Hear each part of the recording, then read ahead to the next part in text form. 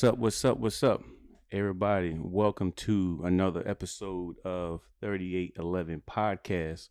We appreciate you guys jumping on with us. We have a special guest tonight. Yes, sir. I want to go ahead and introduce my brother. Tell us a little bit about yourself, my man. What's good? I'm OG Illa, and I do a little bit of everything, man. I do a little bit of everything. I rap. I'm a creative director, graphic designer. I shoot music videos. I have my own podcast. I do like literally everything. That's what one thing I was trying to create my like Twitter bio yesterday, and I was just like, man, just tap in, like, cause like I don't feel like when I try to explain to some shit to some people, I'll be like, what do you do? I'm like it's really more about like what don't I do? You know what I'm saying? Like especially at this point, you know what I'm saying? Once you get into this creative field, you kind of my bad. I'm trying to turn off this sound real quick. No, you good, bro? Yeah. You just kind of get into this like world where like your hands are in everything. You know what I'm saying? And the more success you have, the more people want you to do different things, and you know what I'm saying. So, I do a lot of shit. Man, I want to know, because I went on your Instagram page whenever my homie told me about you, man. I looked you up, and man, you do a lot. Like you said, you do a lot of stuff, man. Yeah, man. What led you into that, playing field? Like, how'd you know this is what you wanted to do?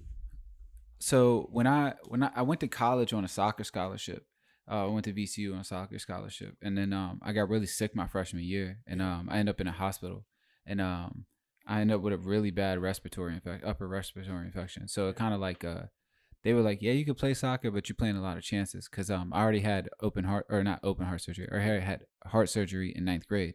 Wow. So I was like, all right, shit. So I kind of fell back from playing soccer competitively at that level, because it's intense. Yeah. But I had like a big ass gaping hole in my life. Like that's all I did. You know what I'm saying? So during that time, I kind of had to like find a new lane, new pocket. And appreciate that. And so I decided to smoke weed and rap. So I decided like, oh no, soccer isn't a, you're gonna put too much strain on your heart. So I just like, nah, become a pothead and rap. You know what I'm saying? But nah, I just fell in love with rap. You know what I'm saying? I always loved rap. I was always a kid that like freestyle for fun on the bus and shit like that. Yeah. And I was, already actively, doing it, you know what I'm saying, at a certain degree. And then I was like, well, fuck it. This is what I'm gonna do. So, I just hopped in, and that just led to so many other fucking, things. Right. You know what I'm saying? I've done shows for some of the biggest, independent acts like Lil B. I threw his first East Coast tour. Oh, nice. Action Bronson, Big Crit, Currency. I've worked with all of these guys. You know what I'm saying? So it's led me down like a crazy ass path. Wow. You know what I'm saying? So that's how I initially started. So Big Crit, like, man, that is like a heavy hitter, man. Like, whenever I hear Big Crit, man, between him making his own beats and just how creative he is, man, with his lyrical content. I mean, Southern. That was the first person I ever got starstruck in front of. I was gonna ask you that. Yeah, it was a Forever in a Day tour, which is like my favorite project by him. Mm-hmm. Wow. And I got to meet him afterwards and everything after we had the show, and they even set it up because they knew how much I loved him and shit. So they set it up so I could go, come up meet him. Because when you're booking, you don't necessarily talk to the artist. You're talking to their booking agency or the or the manager or touring manager, whoever. So I go up to like he comes up to me really at the end of the show on stage, and he was like, "What's up, man?" And I was like, that's wild. And I had so much shit I wanted to tell him. I was like, I really wanted to tell him like, "Hey, yo, you've inspired me. Me and my brother got closer this summer because all we did was listen to your project." You know what I'm saying? Yeah. And I was just like, "You did a good job." And then he was like, thanks. I think he was like, yo, this fucking kid's weird. Like, and that was my my interaction with Big Crit. That's so dope, man. Missed opportunity, man. I would have never figured you'd be the person to like do that, because I'm like you so like charismatic what you do, and then you open, you just out there, and you're like every time like we hang out, we just like chilling or we did. I'm like, yo, you froze up in front of Big Crit, like that opportunity. Well, I was younger then. No, it didn't matter. I was actually probably more outgoing then, but like it was the like I worked with some bigger names at that time, but like Big Crit was like he was like probably like top 3 favorite rappers at that time. Like I listened to him constantly. Like I idolized him, and it was just like all this. It was like all this pressure to say everything at one time, because I didn't know if I'd ever get a chance to talk to him again. You know what I'm saying? So that was probably why that happened, or definitely why that happened. And then like you get in your head and you're like, what do I say first? Do I say, yo, you inspired me? Like I said, you're the reason me and my brother got closer. Like I've been bumping your shit. This song is my favorite. Red Eye reminds me about a relationship that I was in. You know what I'm saying? Like what the fuck do you say first? And all of it. And then it's just like, just say something, because he's fucking waiting for you to fucking say something. Yeah. So yeah, it was definitely me neither. I wasn't expecting that, but it happens, man. Yeah, it happens. Yeah. It's almost like on Maury when they tell them dudes they the father, they ain't got nothing to say. Nah, they just sitting there quiet, like, or they walk off. Man, fuck that. Like Kevin Hart, man, you get that dumb stance, man. You scratching, rubbing your head. Yeah, like, damn. Yeah, man. I dropped my top. It's okay. Yeah, I didn't expect to do it, but maybe he remembers it. Maybe he remembers that weird white boy that told him he did a good job, like he needed my approval or something. Hey, so how you got how many followers on Instagram? On Instagram, I think like 13,000, something like that. I don't want to play the number games, because there's people out there with like 200 followers. Like, man, forget him, man. Yeah, fuck me. I mean, there's people out there with like millions of followers. You know what I'm saying? But how, like, so you being in your status and being in the city like that, how do you handle the social media heat? Because you get a lot of people that's artists and celebrities. They like, oh, don't read the comments, don't feed into this. Like, how do you handle that realm of your life as I was dealing with social media and stuff like that? I mean, I read the comments. Fuck it. You know what I'm saying? Sometimes I argue back and sometimes I don't. You know what I'm saying? It just depends on how good I feel about myself at the time. But nah, man, it's just like, fuck it. Like, I learned earlier in my life, like nothing anybody's doing over there can affect what I'm doing over here. So like, even if I argue back, it's just, sometimes it's because I'm like, well, fuck it. Let's turn it into a show since that's what you want. You know what I'm saying? Sometimes I delete it. You know what I'm saying? Like if it's like too far topics I don't really want to get into, because people play the race shit with you all the time and stuff like that. I'm not getting into these arguments with you. You know what I'm saying? But other than that, man, it's just pick and choose. You know what I'm saying? I don't really like.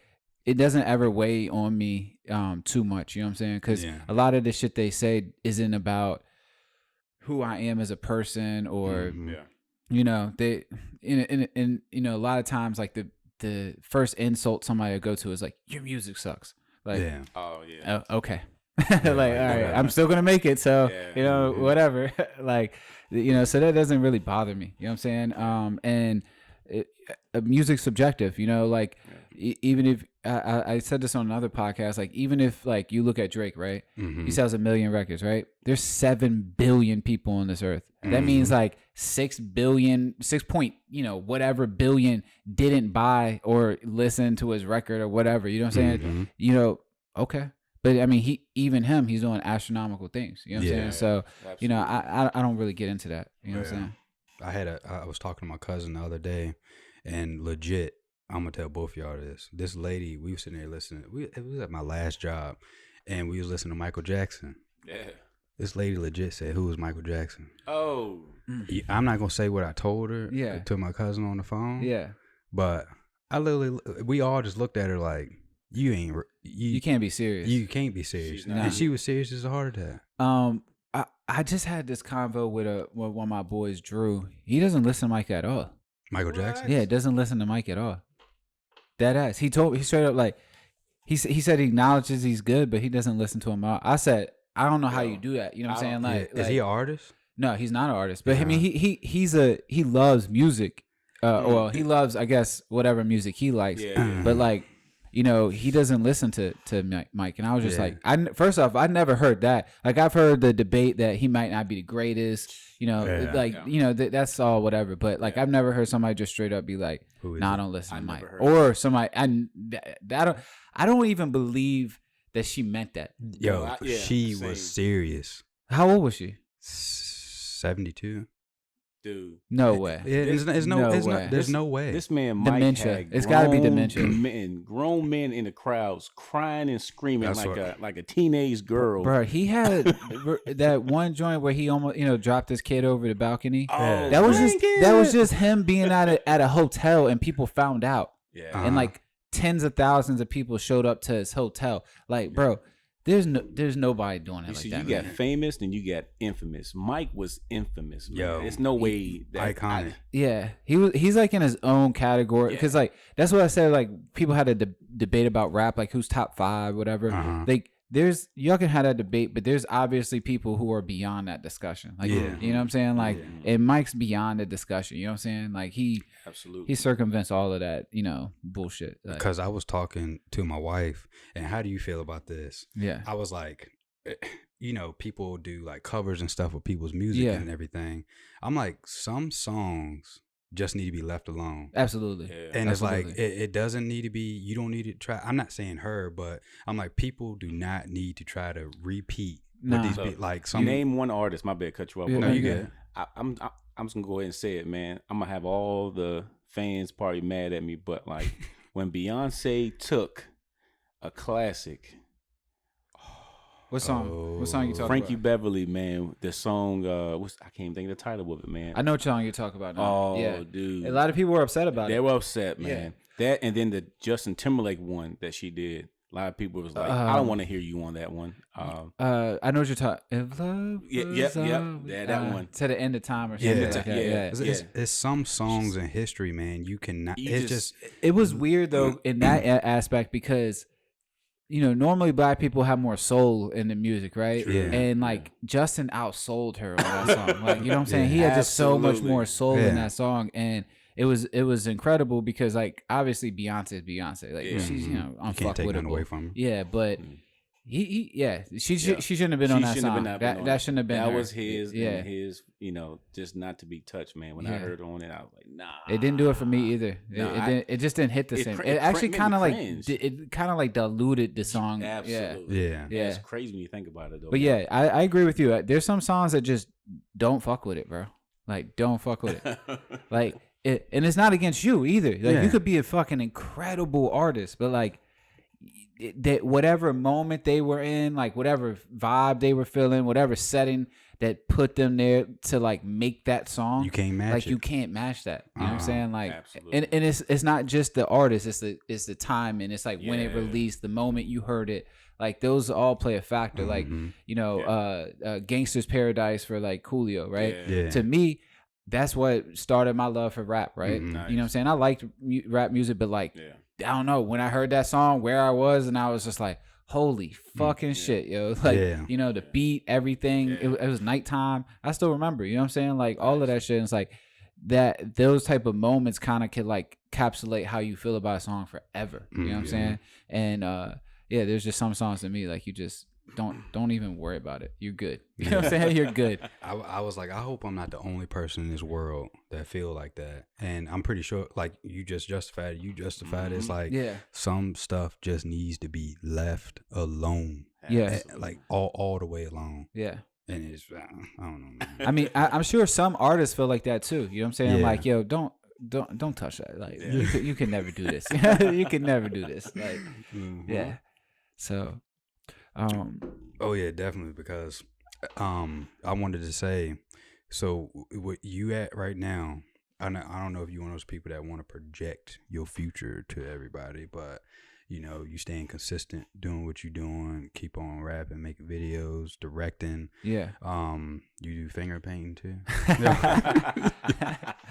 Making Picassos. It's just like, what's your next? I don't want to say your next move because I don't want to be giving out your secrets, or just elaborate on the way you want to. No, man. I mean, for me, I try not to limit myself. So like my mind's open, like, and the way that technology works, the way that the industry works is like, you never really know what's next, right? You can have a plan and like that shit could be out of style. You know what I'm saying? Yeah. And for me, it's just creating. Like I just keep creating. Like, I got the record label, we do music and shit. Then I got the content creation company, the OG Design, where we create content, shoot music videos, do logos, websites, all types of shit. You know what I'm saying? And then shoot commercials, whatever. And then I have, a music blog that I started called The Music Shop.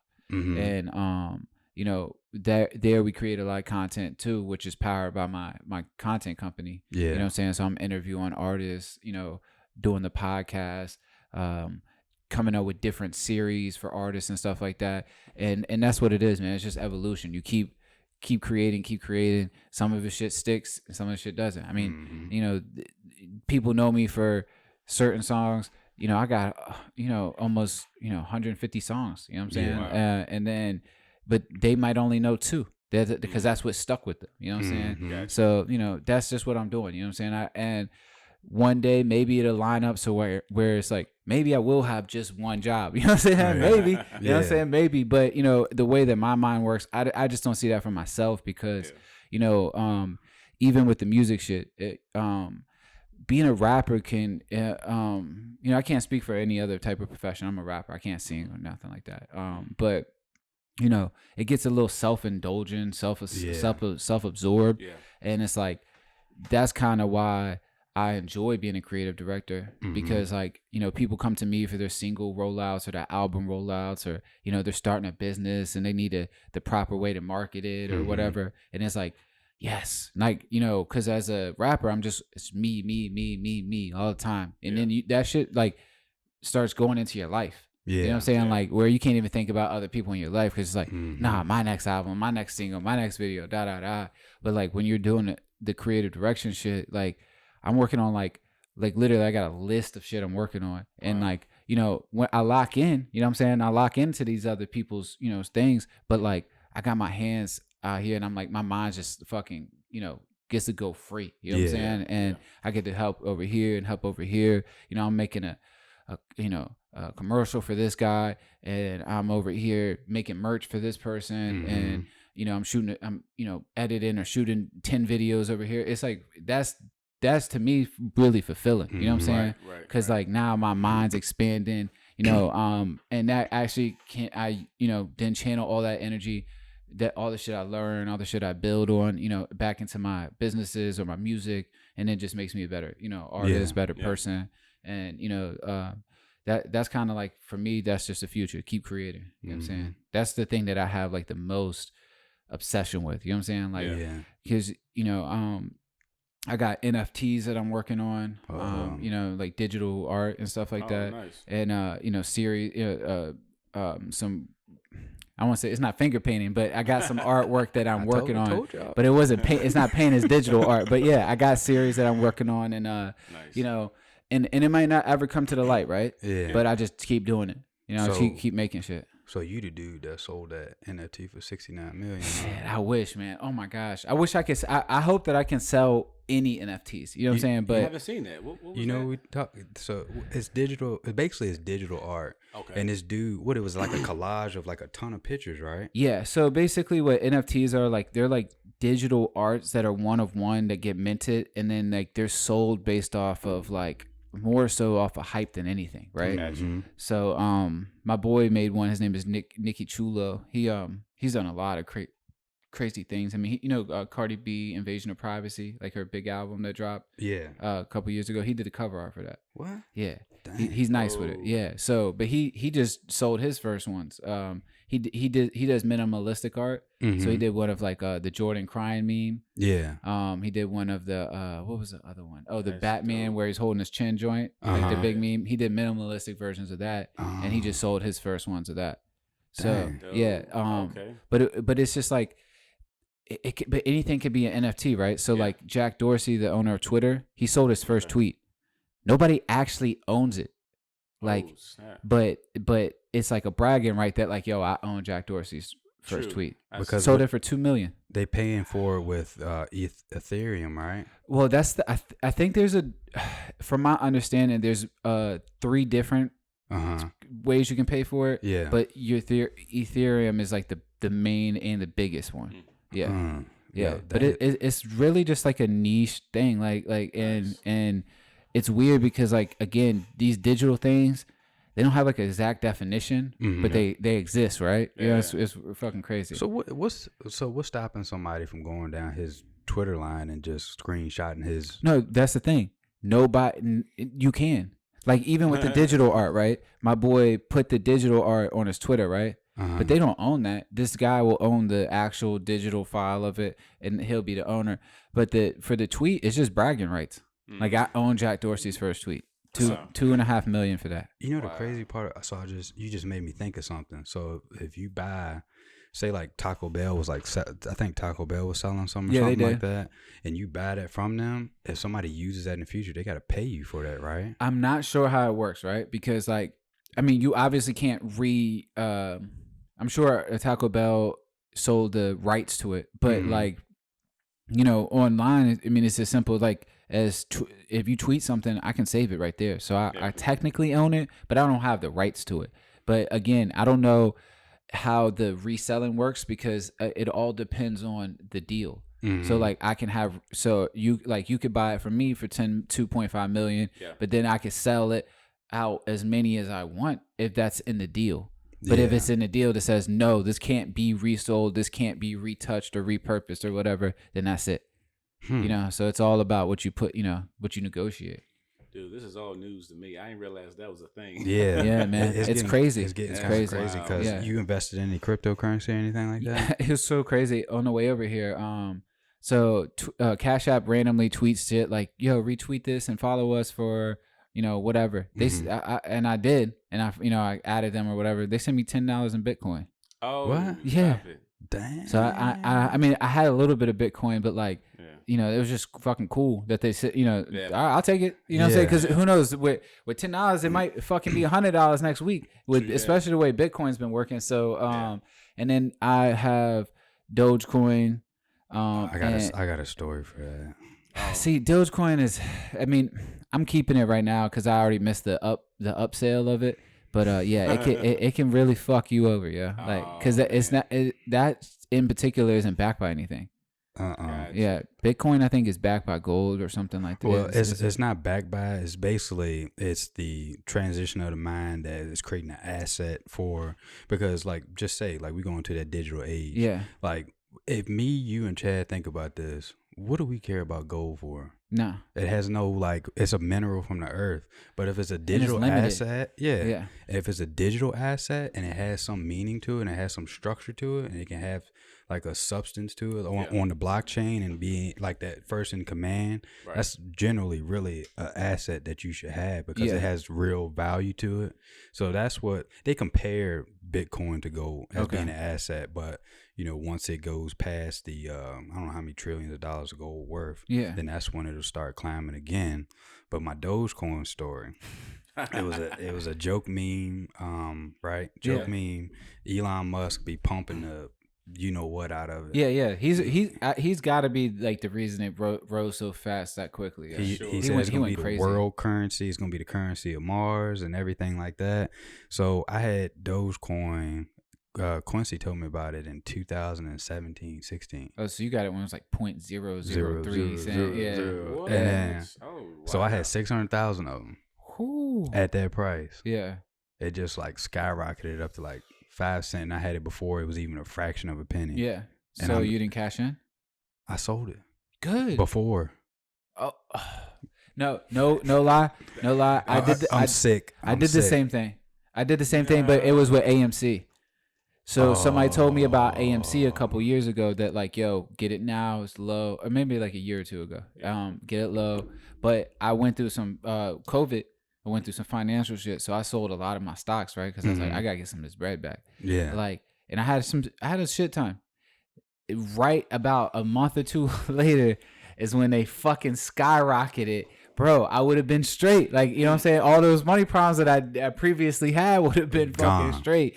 And so I have a similar story. I mean, that's how it is though, right? Like, you know, like you don't know when it's going to be anything. And it wasn't when I sold it, I don't know if I made anything on. Maybe I was breaking even. I don't think I made much off of it. Yeah. You know, I just was trying to get some liquid cash, you know what I'm saying? Right. And then like I said, the next month the shit goes fucking crazy, and I'm just sitting there like, what was it up to, like $300, $400 or something like that? I don't know. And you probably had it when it was like $5 or something. Yes.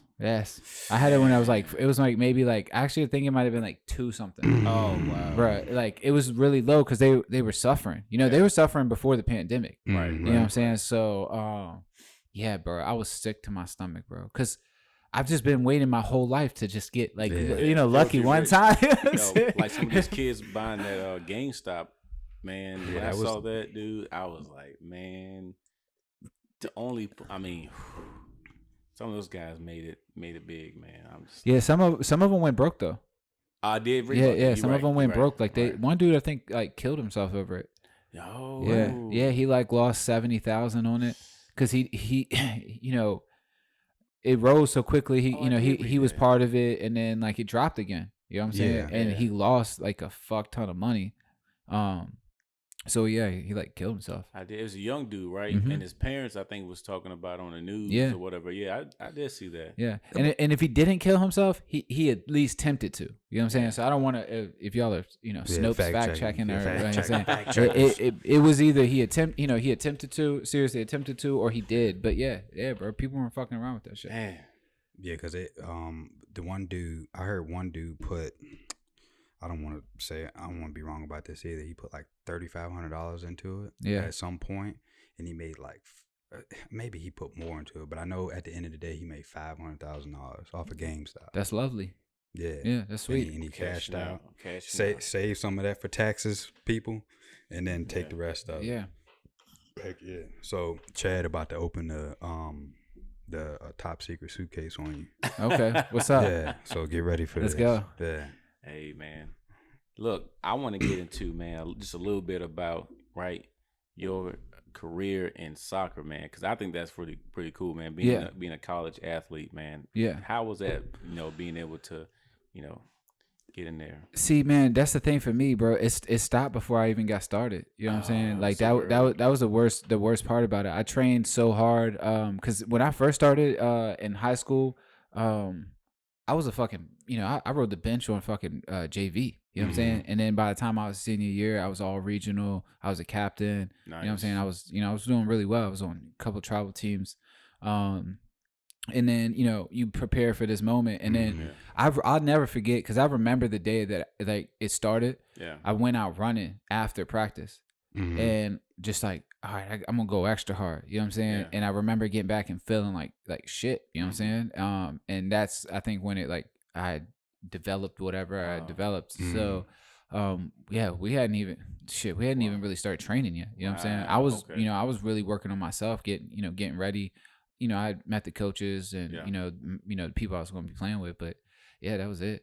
Dang, yeah, bro. Early, okay. Yeah, it was really early. And that's what sucked, you know what I'm saying? Because I felt like I did it to myself, by putting myself under pressure, you know what I'm saying? But, at the same time, it's like, that's the type of person I am. Like, when I do something, I just go like 100,000%. For sure. So, sure. But it was cool because, it was cool even going through the process, right? Going to different colleges, like being in a position where I could be like no to some, you know what I'm saying? And be like, really consider others. And, I was really battling between VCU and Lynchburg at the time. Nice. And sometimes I wish I would have went to Lynchburg just because a lot of my homies ended up going there. Okay. But yeah, it was really dope, man. It was just a process. And, having to build up the film and like, my coach was really behind me and like putting me in different connects and shit like that. So that was really tough. Yeah. That's dope, man. Yeah. That's live. Yo, you'd have been down at Liberty, well, close to Liberty with me, man. We met each other earlier. Yeah, right? Right? Nah, man. I always think about that. Like, maybe if I went to Lynchburg, I wouldn't have got sick or, you know what I'm saying? But you can't think like that, you know what I'm saying? Like, because, it could have been worse. Could have done something else, you know what I'm saying? Yeah. Like, so, but I remember going to this one place and it was like on the border, like out in a corner, like of Virginia. Lewisburg. Huh? Lewisburg? I can't remember what the fuck it was. It was like Westville? No. Mount West. I don't know. It was like Blue Mountain State, but it wasn't, not actually Blue Mountain State. It was just like in the middle of fucking nowhere. It's like on the borderline of like Virginia and like Tennessee or some shit. What's that black school? they got the all black jerseys. You know that D3 school? Was it D3? It was D3 school. It was they in the mountains. Yeah, they got like a little church thing. Appalachian State? No, it wasn't Appalachian State. It was like mountain.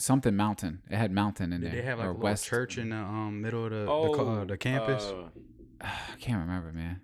I just remember their field was on a YMCA field, like dead ass. Virginia Westland? Nah, but I know what you're talking about. I know somebody who went there. Okay, I think I know what you're talking about. Yeah, I can't remember the name of the school. I'll look it up and see if I can find it. But yeah, and like going out there and being like, nah, I can't do this. But like, bro, that was a fucking trip. You know what I'm saying? Yeah. Like that shit is like 4 hours away, and it's still in Virginia. You know what I'm saying? Like, yeah. So yeah, we went to a couple of different schools. But yeah, it was like it was a cool journey either way. Okay. Yeah. Yeah, I got homesick and I was an hour away. Really? I was down in Lynchburg at Liberty, and I was like, I came. But Liberty's like the Christian school, right? Yeah. Oh my God, how did you go there? What? Don't trying to make me seem like that type of person. Well, hold on. You trying to make me seem like I'm that type of person? You know what I'm saying? And like, went to I'm like, yes, I am a heathen. Sorry. No. I'm not even talking about necessarily that, but like you like to drink and stuff like that. Yeah. Yeah. How did you go there? You know what? I was older, so I was I was getting ready to turn 21 when I went there. Okay. Because I got out of high school. My coach was like, if you want to go play D1, they AA, right? So yeah, like, and then he was like, you might have to wait 2 years, go walk on or whatever. So I prepped myself up for like a year and a half, 2 years. Got you. Went down there, but I was still me. Okay. Yeah. Okay. I ain't changed for nobody. Okay. All right. Yeah. So we went down there, and I tell people all the time, it wasn't that bad. Like, yeah, you got guys that are. There's some crazy fuckers that go there and their parents. Like there's some wild ass. I've heard and seen some wild ass shit out there. I think the thing that was most upsetting to me, and not to talk about anybody or anything like that. Yeah. It's these kids that have never changed a tire, right? Never washed their own clothes, never like really. Damn. Trust me. You never wash your own clothes? Like, come on, man. Trust me. I could see maybe the tire. You know what I'm saying? Like, Pops wasn't around. Yeah, whatever. These kids had to be on a schedule. Like, it's almost like that's why they got those people that come in your room, make sure your room clean, make sure your bed made up, and all this other stuff and everything like that. Could never be me. Because a couple of my homies went to Liberty, man. Did track and field, but I remember visiting them a couple of times, and they was like, "Yeah, you can't have rated R movies. You can't hold hands on campus." Yeah, that's what I was talking about. I was like, what? In college? That's literally what I'm here to do. Yeah. Dude, this is guaranteed pussy. Like, like, what are you talking about? But it's ways to work around it, because. Was you fucking on campus? Nah, man. He's lying. I could never do that, and I know, but I know my wife gonna watch this. But you know what I'm saying? Yeah. It never happened on campus, but once I moved off, it was like you had your freedom. Yeah. And you got to hang out, do whatever. And you just went to school and came back to your crib. Yeah, because the kids that stayed on campus, they had a curfew. Fuck. So it's like if we invite people over, girls over to hang out. It's like a Christian college though, right? Yeah. Okay. Yeah. Jerry Falwell, right? University. Yeah, Jerry Falwell started it. Yeah. And I think Who the fuck is Jerry Falwell? You sound like we should know this guy. Is he like he's been popular? He been in the news a lot. Recently? Well, his daddy been his son. His son's been more in the news since the whole I guess Jerry Falwell, was he a preacher? I guess. Was he touching kids? Well, he was. No. Okay. My bad. No. I mean, Lord forgive me. I should be laughing at that because there are actually preachers. No, touching kids. It's not funny because he's touching kids. It's funny because that's literally association that people have with priests and Christianity. It's unfortunate, man. But a lot of people abuse their authority and their power, man. Well, Joe Rogan spoke about it, and it makes a little bit sense. So like how he kind of defined it, right? Like these guys are like forced to literally suppress the one thing that we're meant to be here to do, which is procreate, right? Which is having sex. And they're forced to never do that. So they internalize it, and it has to come out in some way. And there's no excuse for them. But the reason they who are you going to do if you want to keep it secret? Probably with a kid.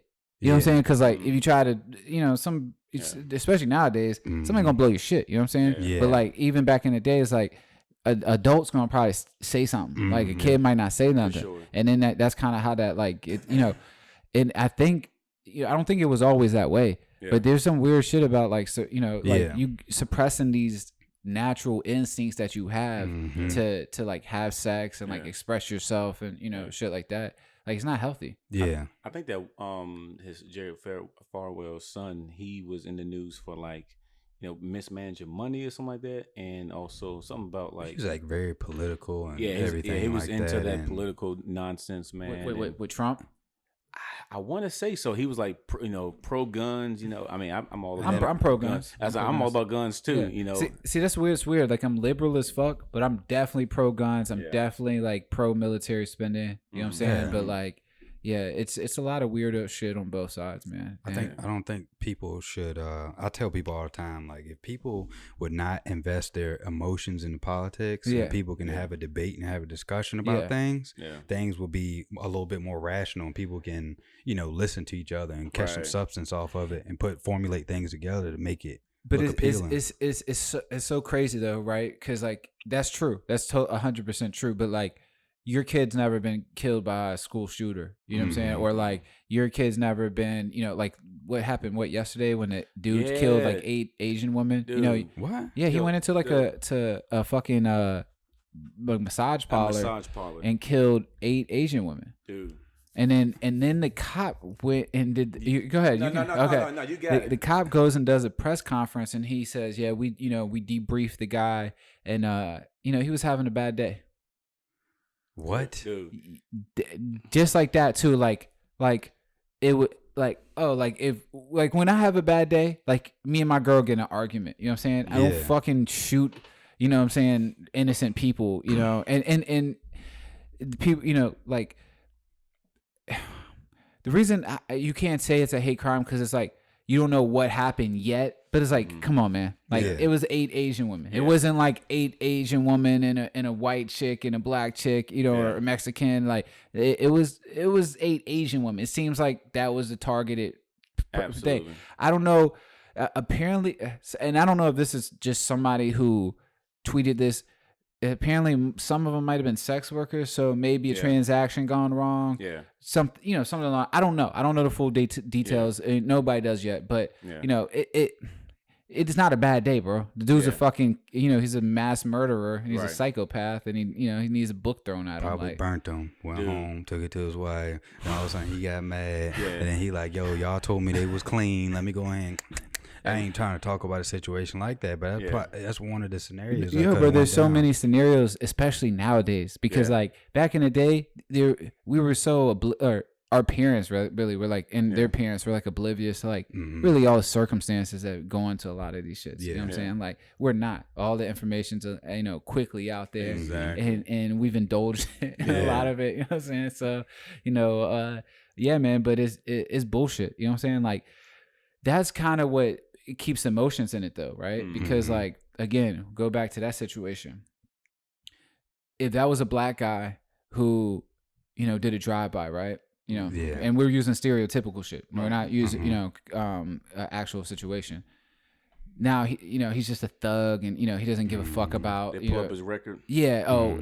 He was he doesn't pay child support. Everything they can throw at him, right? Yeah. This guy had a bad day. Because he's white, you know what I'm saying? So it's hard to take emotion out of that because it's like you're blatantly ignoring the fact. You're blatantly ignoring the facts as the cops of like, yo, this guy's a fucked up person. Like you go there and you don't try to excuse him. You go up there and you fucking shit on him. Like, yo, he's a piece of shit. He told us what he did. We don't really fuck with it. You know what I'm saying? Like, like there's a plot twist to that whole thing too, because not only that happened, but this officer, I guess he was a chief, right? Oh yeah, I saw that. He on his social media, on his Facebook account, had some anti-Semitic type of stuff on there against Asians. Wow. So it's like no wonder why he downplay a lot of that stuff. It was like a T-shirt with like a Corona, like the Corona logo from the beer, but it was twisted. It said COVID-19, and under it said the China virus or something like that. The shit that that Trump was saying. Yeah. And there's some legitimacy to it possibly being from China, right? For sure. You know what I'm saying? We're not going to debate that. Nah. There's a possibility, you know, a high possibility that happened. But, you know, as a leader of the free world, that's not how you move, right? You know what I'm saying? You don't, and then you have people here who are on the fence about how they feel about shit, are scared. You know, that's another thing that people don't take. They think like it's just automatically hate, right? Yeah. But it's like it's not. Some of these people are legitimately scared. They've been raised to think that like communism is going to take over the world, or like they're raised to think like China is here to on evil terms. You know, and there's some legitimacy to that, right? Like they have their own plans and they do a lot of fucked up shit too. Like there's Muslim internment camps in China. You know what I'm saying? Right now, like during this day, they like conversion camps where they're force feeding Muslims pork. You know what I'm saying? So, you got these like all these fucking variables and shit like that. And then they're like compounded on each other. And then as a leader, instead of like, talking to people in like a just manner and like trying to rationalize like people's feelings and shit like that. And like, just kind of like be a good leader. You go out here and you throw out hateful terms or misleading terms that perpetuate people's hate, and then they double down on it, or triple down, or then they fucking go kill, some Asian massage workers. Check this out too about that kid who did that. Yeah. So I looked on this news article, man.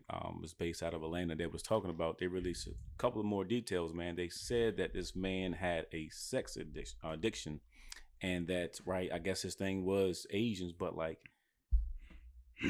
are you kidding me, man? Like, you go into that thing and you just kill, these folks like that.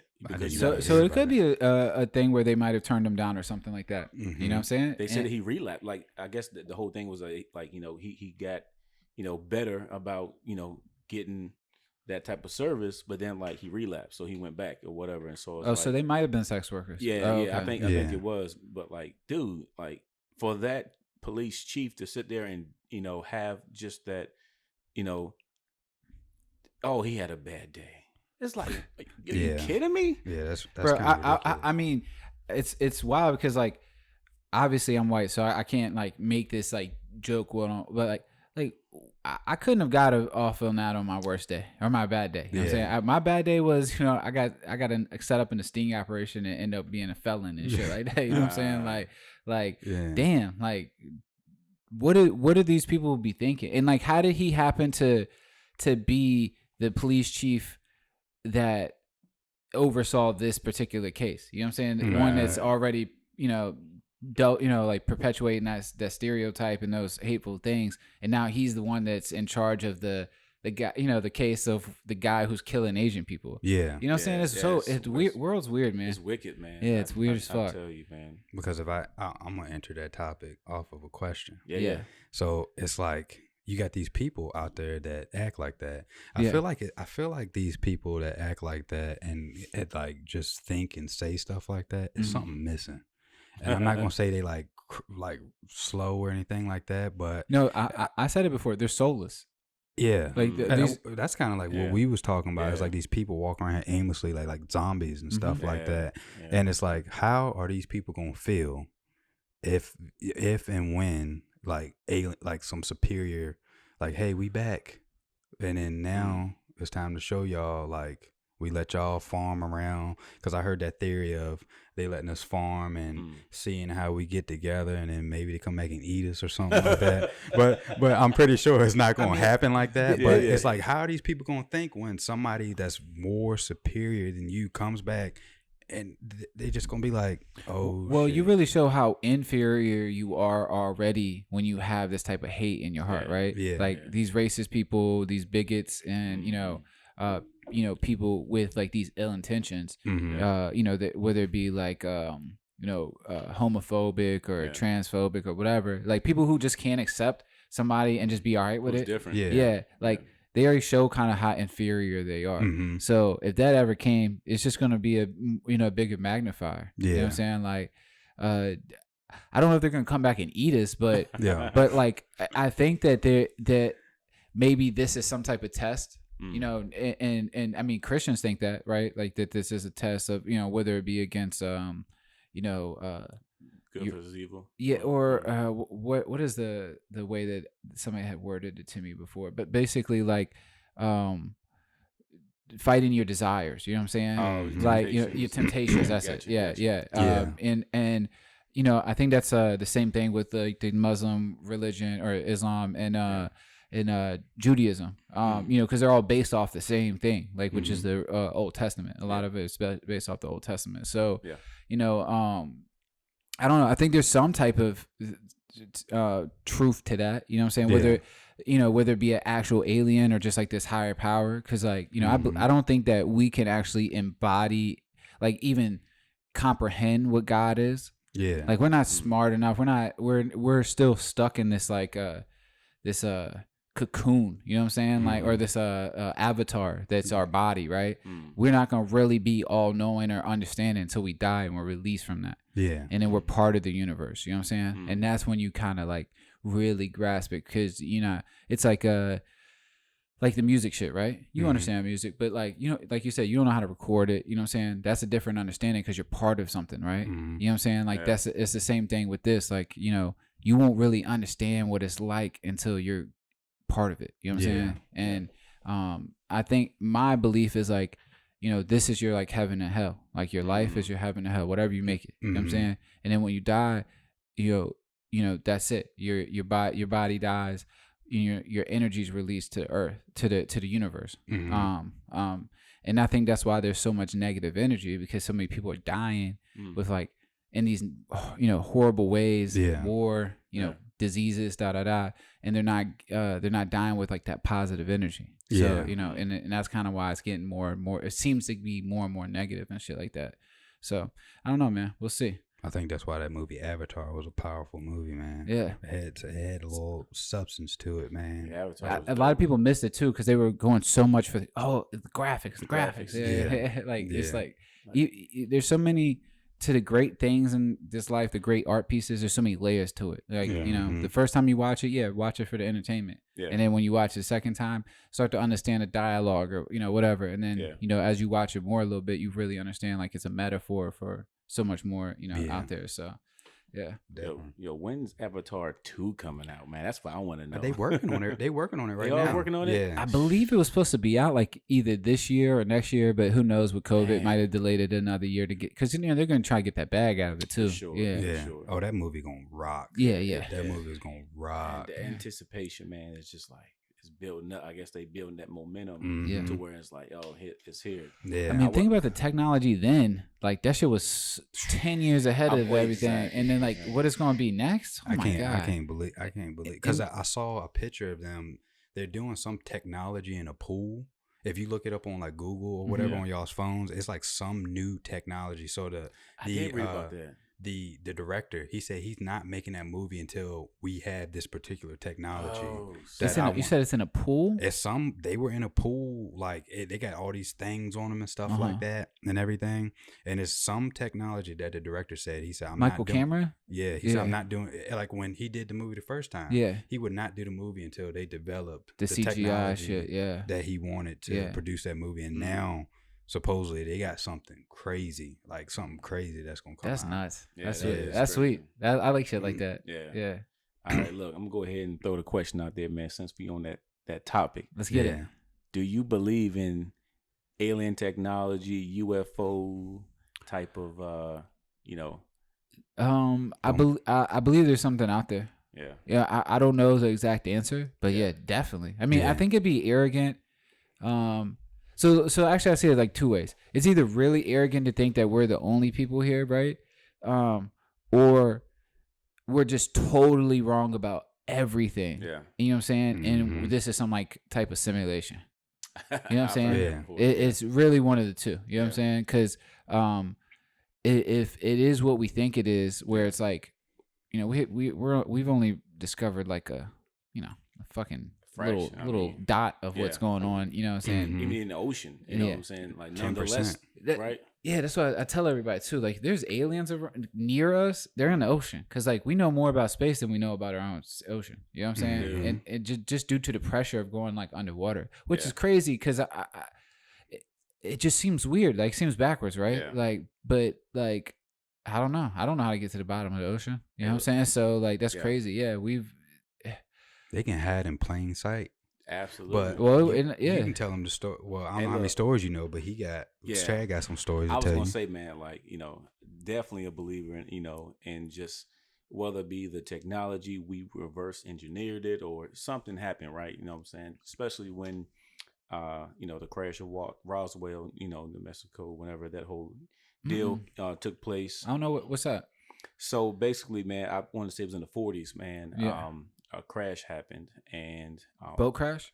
Actually, on the news article it said flying saucer. Okay, gotcha. So basically, it was a aircraft, right, that was not of this world that crashed there, and the government came and confiscated it or whatnot, and made big news.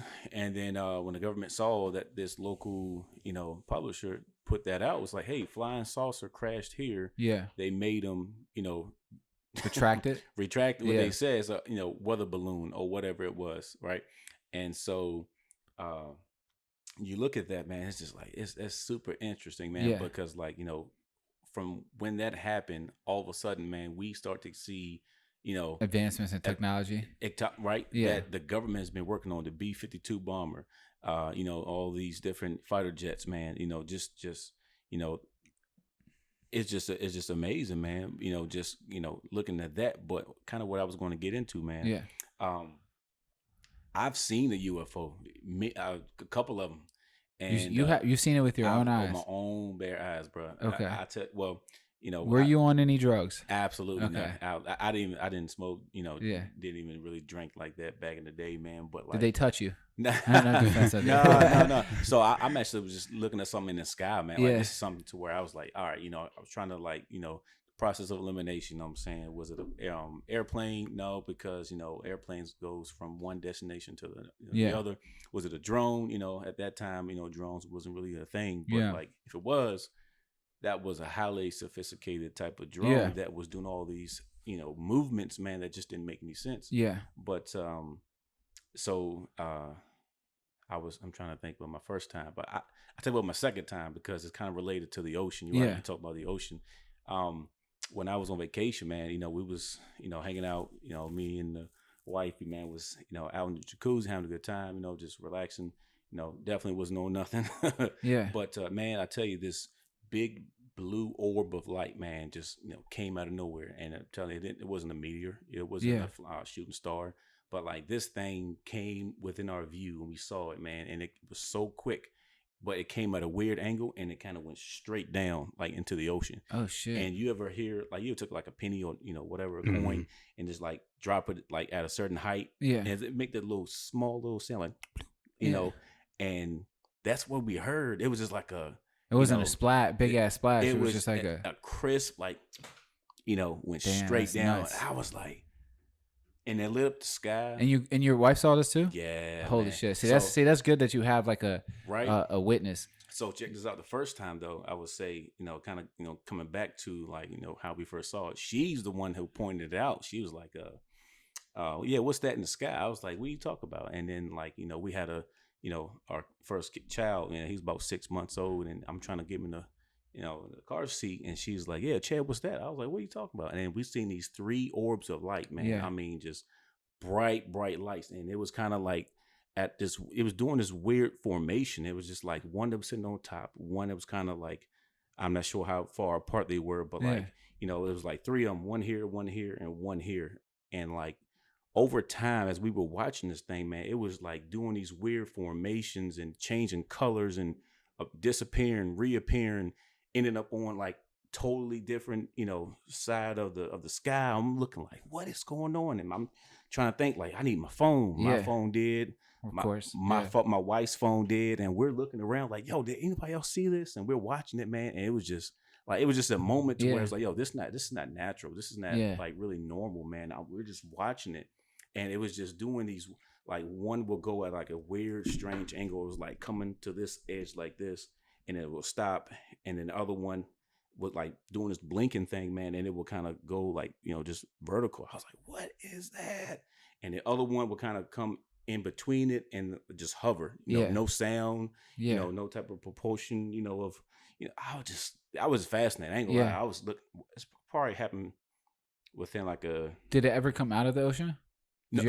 So my bad. I forgot. So this was when we were in the Walmart parking lot. Okay, gotcha. This is the other one. Yeah. Shit. This is the first one. So do you think maybe you're alien? I told you that one time. He said it that one time. He's like, "Yo, are you a descendant of?" I said, I can see it in the eyes a little bit, maybe. You know I said, it's maybe comical, and maybe we don't know for real, because I truly believe that our spirits come from. That's why they made the zodiac signs, because we come from different dimensions. Because look how many people got different personalities. Well, that's kind of how the Greek gods and shit were like. They had like multiple gods. Yeah, like gods, and it's possible. But I don't really. I believe it's one source. Yeah. But I feel like it's just like so many different personalities, so many different people. Yeah. But there's a lot of people that are just like me, that act just like me, that care about people, that love art, this and that, this, that, and the third. Yeah. And I feel like you all come from a certain pocket of space and time, but then you got heaven, hell, whatever. Yeah. But I feel like when you feel different, you different. Yeah, it ain't too many people like you. Yeah, it ain't too many people like Chad. Yeah, but there's a ton of people that are soulless, lazy, everything like that. We are not from here. Yeah. Like it just like that's how it resonates with me, because I'm just like, there's not a lot of people with our ambition that love nature as much as you do, work, love your kids and everything like that. But there's a ton of people that are just here. Yeah. Just chilling. Yeah. Just hanging out. I think there's two ways to look at that, which I actually agree with you to a certain extent. Like, there has to be something that like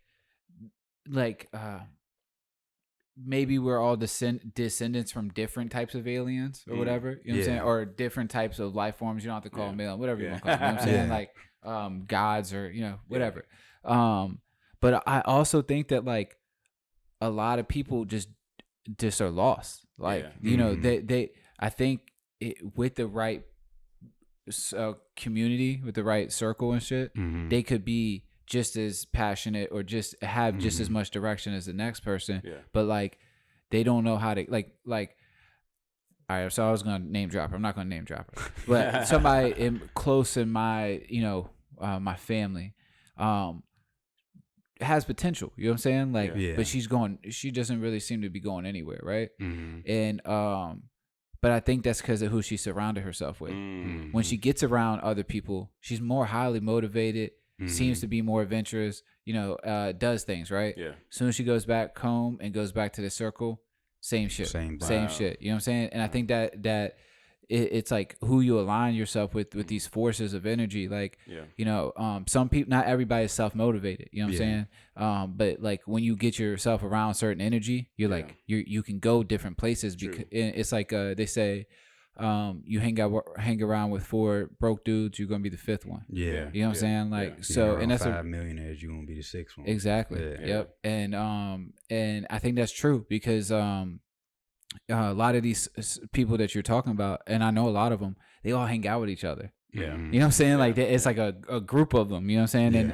And very seldom, but sometimes you see like maybe one of them break away from the group, and then their life changes. You know what I'm saying? That sound like me, bro. I ain't gonna lie, that sound like me, man. But like, I definitely heard it once said, you show me your friends, I'll show you your future. And I was like, man, that cuts deep. Yeah, I mean, same thing with me, man. Like, I mean, I think it's been with all of us. There's been times in our life where they might even been like fun people to hang around with, right? But like, they don't have direction. And then slowly but surely, you start kind of wandering with them, and it's like they're just out here. You know what I'm saying? Like they and not to say that you have to have some like projection for your life, like I need to be here before I die. That's kind of like toxic as well too. But like you want to like you want to progress. You know what I'm saying? Like at least progress. It doesn't have to have an end goal. You know what I'm saying? You don't have to be the richest person, like, if you're a rapper, you don't have to be Jay-Z, you know what I'm saying? You don't have to be Drake or Lil Wayne, but, you want to progress, you want to like, that's one thing I pride myself on. If you listen to my first song, and you listen to my most recent song, you're like, holy shit, it's that growth. Yeah, how the fuck is this the same person? You know what I'm saying? And that's kind of like how I see life too. Like, you know, if you look at me when I was 18, I was out here fucking around, you know what I'm saying, you know, doing whatever, you know, I don't want to name everything I was doing, but we was fucking around, you know what I'm saying? And, you know, even until I think I got arrested, you know what I'm saying? I was kind of just like fucking around, you know what I'm saying? Like trying to doing this, doing that, you know, chasing bitches, whatever that time period of my life held, you know, but, you know, sooner or later you either have that choice, like, yo, you're going to like grab your nuts and like start moving and start progressing, or you're not. And then you just kind of get lost in that stratosphere and, you know, hopefully, Cause what you see with it a lot with guys, right? When they get that right girl, shit changes for them, bro. Absolutely. You know what I'm saying? Like that shit changes for them. Or you know, sometimes it happens the other way around. Normally, it's you know, you know, with the you know, you get that girl and she like, you know, she either motivates you or inspires you or pushes you, and that's why I this is a little bit separate topic, but I do want to speak on it. Like that's why I love black women, right? They will push you, bro. Yeah, and it seems, and a lot of people look at it as like bitchy, or you know, they're needy, or you know, they have these like impossible standards, but it's like it's not. Like they literally see something in you, and sometimes it is. I mean, we're not gonna categorize everybody, but like you know, they see something in you, and they know you got it in you. You know what I'm saying? And they'll sit here and fucking, and it doesn't have to be like the girl you're with, right? Sometimes it's your mother, you know what I'm saying, or something like that. But like, you know, that's what's so special, I think, about black women is like they not gonna let you fucking settle. You know what I'm saying? Like, and that, I really appreciate about them. But my mom is like strong arm. Yeah. Like yo, she is very driven for like what she want and what she want to achieve. And what she and she's not gonna let anybody in her circle like achieve any less than that, right? Yeah. You know what I'm saying? Like, and if they do, well, then you're just not gonna be in the circle. And you know? And it's crazy because black women in particular, they gotta bear a lot. You know what I'm saying? Absolutely. Like, and they're like the catalyst for like the quickest people to get hated on and like shit on, you know what I'm saying? But also like the quickest people for like who inspire the world. You know what I'm saying? Like every woman in the world is trying to buy a body or work out a body to look like the black woman. Yeah. You know what I'm saying? Lip injection. Yeah, you know, ass inject, or you know, all that shit. You know, and that's all natural for a lot of them. You know what I'm saying? So it's crazy. You know, hair, everything. You know what I'm saying? Like skin tone, all of that shit. So yeah, it's pretty. It's like an Oprah, yo. Oh, everybody gets a car. Everybody gets some melanin. Yeah. If y'all have a chance too, whenever y'all get a chance, there's a song called "Black Woman" by Tatman Tez. Tez. Yeah, he it's just powerful. Check it out. Yeah, it's a real good song. Yeah, yeah. You're going to send that to us, man. Yeah, definitely. Yeah, but yeah. Back to the aliens. Oh yeah. Back to the aliens. Not trying to dismiss. No. I went on a tangent. My bad. Yeah, we appreciate it. Yeah, we appreciate it. Yeah, and I really do appreciate it because it's like celebrating my mom, and absolutely one of the reasons why I'm a mama's boy. I ain't gonna lie. I'm gonna go ahead and say it. I'm a mama's boy. Oh hell yeah. Hey, look, hell yeah. Look, all right, look. I heard you a mama's boy too. No, my mom just like is like. I don't know. She like a lioness over me. But I'm more of I'm a daddy's boy. Yeah, that's my man. You know what I'm saying? That's like for sure. See, my dad wasn't in my life like Same. that, so I'm definitely a mama's boy. And you know, I think that's another, you know, just for women in general, like they becoming a parent now. You know what I'm saying? Like their instincts is just so far beyond ours, bro. Absolutely. Like it's not even fucking close. But they'll kick in though, because. This man to tell you, it's like you think not, like you think it's way more superior, but then like we all probably can discuss, once you tapped in, and your kids become your connection, your instincts are like, it's just like it's like, you know, when they say she's so far ahead of me though, she's like, she's already ordered everything off of Amazon, you know what I'm saying, like the whole house is set up, and I'm just like. That's awesome. I'm still thinking about like what the fuck I'm gonna get for dinner this week. You know what I'm saying? When it'll all once that Chad probably can testify to this too, man. When that it's something strange. Yeah. There's something. It's not strange and it's a lovely thing, but when that baby come out, That's why my boy Avery, he just had his baby last week. He said the same exact shit. And I tell you, when that baby, he said it's cliche, but it's like when you see that baby come out, man, it's something happened to you. Yeah, it's like I don't know about I cried like a big baby. Oh, I did too. I mean, that was just like you said, like a transformation that happened within me, man. It's like for me, my pops didn't really, wasn't really my life as well. Over the years, we gained a relationship, man. We build, but like, fuck my dad. But Don't do your dad like that. Nah, he's a bum. No, go ahead. My bad. No, you good, man. But for me, man, it was a drive within me, man, to give my kids something that I never had before, or even give them something that I always wanted. I think that's it right there. You know what I'm saying? Yeah. Just like, I wanted my pops to come to my games. I wanted my pops to, teach me these things that, I had to learn on my own, or, that's how I have so much respect for, my mother, and how much I love my mother, because she did it all. She wore many hats. Yeah. You know what I'm saying? But a lot of the things that she was carrying was not meant for her to carry. Yeah. And so, all the weight that was upon her shoulders, man, I always did everything in my power, man, to, eliminate anything that would cause her more heartache, man. And that's why, I'm glad you learned that, because it took me a long time to learn that. Dude. I was like, just a fucking heathen, you know what I'm saying? What Dennis the Menace type child, you know what I'm saying? Like I didn't realize that till I got older, and I'm much better about it now. Like I call her and just remind her that I love her and stuff. Absolutely. Now, like back then, man, I was just like, let's see how much fucking trouble we can cause. I get it, man. I get it. But yeah, man. I mean, I was definitely driven, man. And then, of course, I have my second child, man, and he definitely gives me a run for my money. Yeah. He's like, if he would have came first, we would have ended right there. That's it. Right. They always say the second child's the problem child. I'm telling you, man. That's the truth. I love him, man, but that boy, he is wild, man. He's sweet as can be.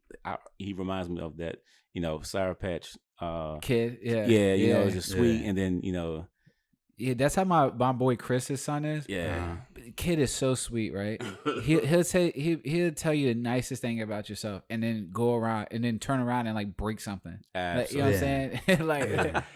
Well, that's how my youngest daughter, man, Sophia. She's very like dominating. She wants everything in here, as any kid would be. All my toys, because she was there for what, a year and a half before my second daughter. My second daughter is a thug. Like a straight thug. Like she'll look, like her and Sophia will be sitting there, and Sophia will be like, "No, Ori," Ori be like, "Okay." Just like right hook, man. I was like, "Yo, you can't be doing that." And she just looks at me like. And then what you gonna do? Check me? Yeah, and then she like, you want her, something nice? Then she hit her again. Then I gotta put her in the full Nelson, man. I'm just sitting there holding her like that. She's like, let me go. That's crazy. That's how my nieces are, right? My first niece Chastity is an angel, and Serena's an angel too. Don't get me wrong. She's like really like the sweetest when it's one-on-one. But like when she goes to that level. Yeah, it's no fucking rules, man. It's like what the fuck do you want? Like, and it's not just the kids. Like she'll challenge you too. Like what you gonna do about it? Yeah. How are you? Like you're like this small. You know what I'm saying? Like how are you challenging me right now?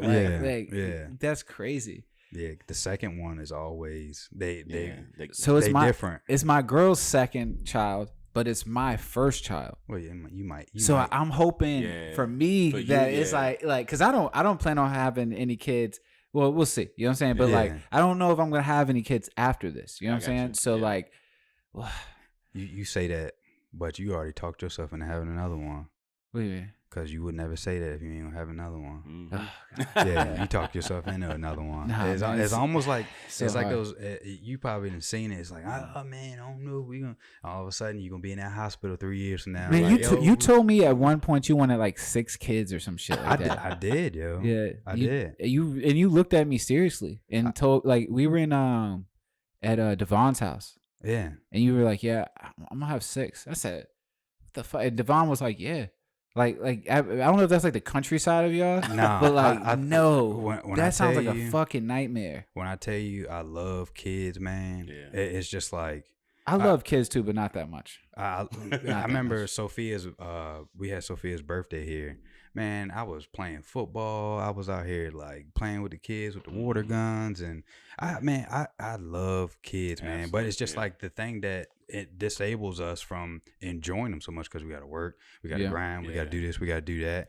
But if I could, I would, and I wouldn't retract that statement because I'm telling you, if I could be like, I don't want to say a stay-at-home dad, but if I made enough, sufficiently enough to be able to be around them, or if I work from home, dude, I love it, man. That's crazy. Yeah. Wrestling with them, even if, because I do work at home, right? Because I work for myself, so even in that situation, absolutely not. Oh no. Me and Chad talked about that last week. My wife, she's always like, yeah, they gotta go because we gotta work. Because I gotta edit, do all kinds of stuff. Yeah. Sophia had to stay home with me last week because she had hurt her neck at school. Yeah. Whatever. Yo, I was like, man, when your neck gonna be better? When you going back to school? I got some icy hot for you right now. Because I'm in here working. She like, Daddy, we gotta go down here and play dolls and stuff like. I said, Sophia, I'm trying to edit this video. Yeah. She was like, all right. Then she sit down. Hey, Daddy, you done yet? And I'm like, no, Sophie, you just asked me a minute ago. I'm like, all right. Then do you think it would have been easier if you had like a friend over here so she could be distracted? Nah, because then that's when the breaking and the Gotcha. fighting and all kinds of stuff, and then you still just as distracted as you was before. Man. So, but I wouldn't take. If I had to, I would do it. Yeah. If I had to work from home and I had to have my girls, hey, you got to work it out. Yeah. It's just got to happen. Yeah. That's kind of is for me. I mean, I've been able to here, I guess in the past year, been trying to find that balance of work and home. Mm-hmm. And thankfully my job's been allowing me to work from home a couple of days during the week. So I do keep my. Is it because of COVID or just because of something you worked out? Because of COVID. Okay. Gotcha. Because of COVID. And so like, I'm work from home a couple of days during the week. And so I get to watch my kid. Oldest, he'll go to school, but like, my youngest, man, in the beginning, I was like, I don't know how this is gonna work out. I was like, man, because I be on, serious, meetings with like Germans and, work for a German engineering company. And so I'm like, all right, man, I'm gonna keep him distracted. But like, honestly, man, over this time, I was like, man, I am blessed, man. I truly am blessed. Just because like, it can be looked at like, oh, man, this sucks. But nah, man, I enjoyed it, man. Cause like in the beginning, I feel like, my son, he's 4. Yeah. I feel like before then, man, it's like, man, when did I really have an opportunity to spend this much quality time with my son? I think COVID really discovered that for a lot of people, right? Yeah. Like what's really important. Oh, absolutely, man. And so like, he still be bouncing off the walls, but like, we got a little good thing, going right now. And so, I'm not gonna be too happy going back, into regular 5 days a week. So we'll see how that transition. I was hoping that COVID would kind of change how that worked, right? Like we all realize like you don't actually have to be in the office all the time for the work to get done. There we go. And like and then again, like I said, like is working 40 hours a week, is that like really conducive to like being happy? You know what I'm saying? And being like fulfilled and shit like that. And that's where I'm kind of like, I was hoping that maybe it would change that like completely. Yeah. It's definitely changed it for a lot of people. A lot of companies have been like, yo, we don't need a building. You know what I'm saying? We don't need an office anymore. We can do it like this. Yeah. That's what I'm hoping for, honestly, for my job. I'm just like, eventually, because, you want to talk about vaccinations and eventually, try to bring people back. I don't know if I'm prepared to really go back into this thing like, full time. Yeah. It's like, man, I'm trying to think about it, because I feel like, I've been working for this company for, 7 years, man. I'm just like, you've built up the trust in the relationship enough. You feel like they should allow you to do that. That's my goal, man. Yeah. That's my goal, and I have a, pretty decent relationship with my manager, man. But, but to listen to you, man, just like, hey, I work from home, because you your own boss, man. That's awesome, man. How does that feel to be able to like not only wear many hats and do everything that you're doing, man, but like scary, bro. Yeah, like, honestly, sometimes, like because like I was working when COVID happened. I was working for somebody else, and I was doing what I'm doing now, like part time. Gotcha. And kind of like as an extra check, right? Yeah. And as I saw my hours start to dwindle, I was like, bro, I already wasn't like completely happy with my job. That's not what I wanted to do, but I'm a felon too. So I was like, I wasn't getting the job offers where I feel like I'm qualified for. Gotcha. So I'm like, yo, fuck it. You know what I'm saying? I talked to my girl and I was like, yo, I'm going to try this like for this amount of time. And if it doesn't work out, I'll go get another job. Right. Yeah. And like the first couple months, it didn't hit like that. Yeah. Like it really didn't. Like it was like, I didn't, maybe it was partially me too, like trying to find like that groove that, you know, gets it done. You know what I'm saying? And then trying to balance doing all of these things. Yeah.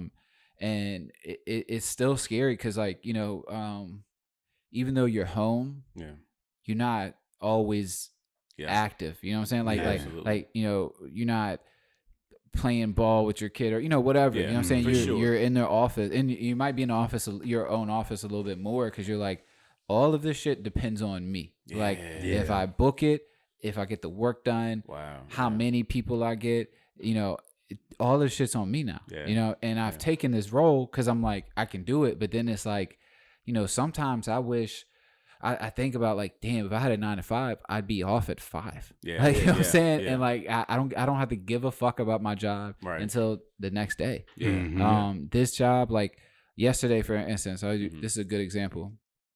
All day, talk to clients or, you know, potential clients, promoting, making phone calls, texts, you know, everything. Nobody booked anything. At 11:30 p.m. at night, 4 people booked something to do work. And one of them needed it done by the next day. Whoa. You know what I'm saying? You know, that comes with a rush fee and everything, but you know, they're going to pay it. You know what I'm saying? Yeah, so, for sure. But it's like, damn, you know what I'm saying? I just spent, you know, whatever amount of time I got to working around 10 and I spent 12 plus hours trying to get somebody. And crazy part is none of those people came from any of the shit I did that day. Wow. That's crazy. You know what I'm saying? That's okay. It just came from some of my, you know, I work with a lot of PR agencies and stuff like that. And one of their clients need this. Other guy just, you know, hit me up and was like, hey, I need this. But it's like, I almost went a day without making any money. Wow. You know what I'm saying? I have my set goal of what I try to make per day. You know what I'm saying? It's a little ambitious, but it's like, fuck it, that's my goal. You know what I'm saying? Right. So, and I try to stick to that, you know, and I was like, fuck, man. Not only did I not meet I didn't make my goal. I didn't make fucking anything. And then 11:30 comes, boom, 4 people like, I need this. Man. And then like, today, I'm trying to get a bunch of stuff done before I come here, right? And fucking internet doesn't want to work.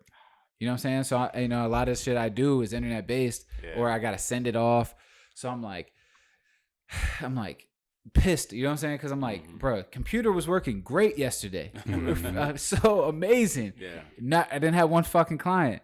I got a list of shit to do today, and internet doesn't want to work. You know, so you did and that internet is like, you know, that would be your boss's responsibility, or, you know, whoever he would have to call, you know, whatever, or get a secretary to call, whatever. That's my responsibility now. You know what I'm saying? So, and then also on top of that, I gotta, you know, I still live at home. So, you know, I'm still at home. So I'm like, the dishes need to be done. You know, the dogs need to be walked. You're still dealing. I'm over. Luckily I'm like, I just took the shit out the dryer. It's on the bed. You can deal with that, but I'll get it straight for you. You know what I'm saying? Like, but like, it's, you're still dealing with that aspect of it. So like, I work late. So I worked till like 4 a.m. last night. Right. But I had to be up, you know, 10 o'clock this morning, regardless. I try to sleep in a little bit more, but my phone's going off. Hey, I need this, you know, this edited so I can put it out on time. So I'm like, all right, fuck. So got to do that. Got to walk the dogs, you know, because, you know, regardless, even if, you know, I don't have to do the rest of shit, the dogs got to go out and use the bathroom and stuff. That's not fair to them. So I'm like, it's a tough, and you know, I'm trying to but like get an office as well, because there's so much content we're doing now that like me renting out spots, or, you know, trying to use this, like we're talking about for the podcast, right? Once I get my office, it doesn't matter. I'll have a spot forever. You know what I'm saying? Right. And then also like potentially not y'all, but like say another podcast wanted to shoot there, I can rent that out to them. You know what I'm saying? Now I'm making money instead of spending money. Right. And that's what I'm working on, right? That's good. So so I'm thinking about that next jump too. So that'll help, you know what I'm saying? But yeah, man, it's been a battle, but it's been worth it. Cause like, instead of getting pennies, on what somebody's, making, I'm getting all the money myself, and I get to pay my, my business partner. He's like my best friend. Nice. So like I book these jobs and I get to put money in all my teammates' pockets and shit like that. And it's a good feeling, you know what I'm saying? So, like I went like, I think this would be like the first month I didn't get everybody paid, but like I went like a couple months where like I got everybody paid, and that was like a really good feeling, you know what I'm saying? Because like a lot of it's like commission based, like you know what I'm saying? Like they're not everybody's like like me and Youth were full time, like but like two of the other people, they're just kind of like as we need them, they get jobs. So like I was going through a couple months where I was like, you getting paid, and that's a good feeling because you like. You feel like an actual boss. You feel like, you know what I'm saying? Like I'm contributing to like helping my, my friends and shit prosper and shit. So that's really cool. Yeah. That's dope. Man. Yeah. But yeah, it's a battle. It's a battle. Yeah. Yeah, man. And Twitter make it sound like it's the easiest fucking thing in the world. And it's not, man. You know what I'm saying? I heard a quote the other day. I said, it's easy to die, but it's harder to live. Yeah.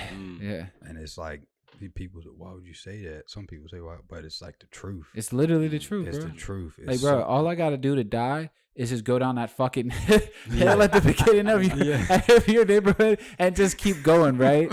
Like, to make it home, I got to fucking go through, like, an hour driving on the highway in the dark, you know what I'm saying? Whatever, go with all these trucks. And that's just to get home. Yeah. You know what I'm saying? Like, and then I got to continue to live and do all that shit to pay the bills. And,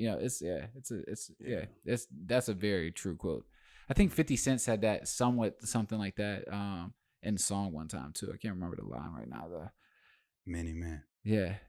Wish that life death gotta be easy because life is hell. I can't see. Yeah. Oh, hold on. YouTube might ding us on that, man. Oh, they like, you trying to steal that man's lyrics. Oh, yeah. Really? Put it on your... Nah, I'm joking. No. I mean, I can see it, though. I can see it, though. They'll find any reason to bro. like try to ding you or something like that. So what do you feel about censorship, right? Because, like, Alex Jones, the conspiracy theorist dude, he's not, like, basically allowed on anything as far as, like, YouTube, right? Yeah. But, like... it's your choice or not to listen to him. You know what I'm saying? Right. So how do you feel about that censorship part? You want to go? I mean, for me, man, I've definitely listened to a lot of, Alex Jones. I don't, really believe in a lot of stuff that he put out there, but like some things that he put out there makes a lot of sense. Yeah. Especially about I'm not sure if everybody know about this, but the Bohemian Grove is a real thing. What's that? So it's a place where, rich people, ex-presidents, bankers, royal families will come to this one location in California. And it's like a place where they do these rituals, man. Okay, and yeah, I've heard about that. They worship like this huge, like, statue of an owl. And Alex Jones actually snuck up in there and recorded just a portion of kind of what they do, and they were all in robes.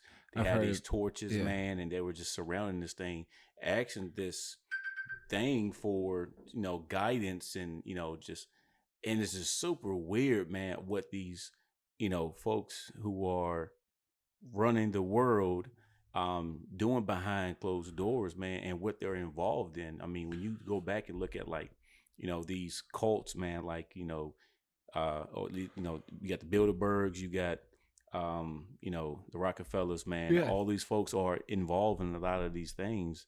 And like one thing for sure, whenever Alex Jones, before the whole censorship thing, man, like he put out all this information like years ago. So like a lot of the stuff that people are talking about now, it's nothing new. A lot of people who were listening to him really already have that understanding. And so like now you want to censor him, okay? All the things he put out there is for people to do their homework and go back and see what he was talking about. Because a lot of things that he was trying to expose, the pedophile ring, the whole thing with Jeffrey Epstein, man. I mean, he's been talking about these things, and so like now it's like. So is he a racist as well? Who, no. Alex Jones? Alex Jones? No, no, because he I think a lot of people, just because he said it on the Flamboyant podcast the other day, and he just was like, just because he supported Trump on some things.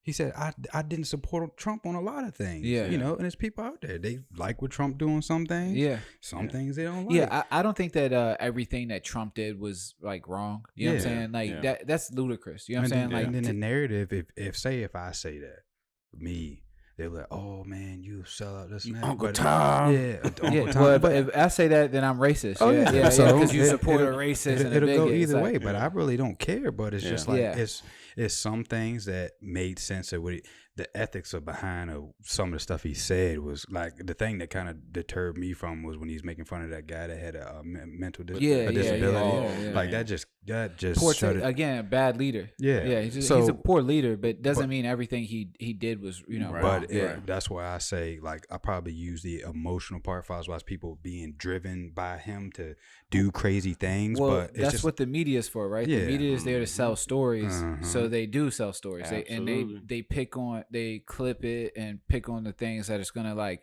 get the most clicks, so that way they get the most money out of it. And it drives up the emotion, the anger, everything like that to be doing crazy things. But I never believed that like everything that he did. It's just those people out there like, oh, he's so bad. Like but, like some stuff made sense. I will say though, like the people who worshipped him though, man, like people who would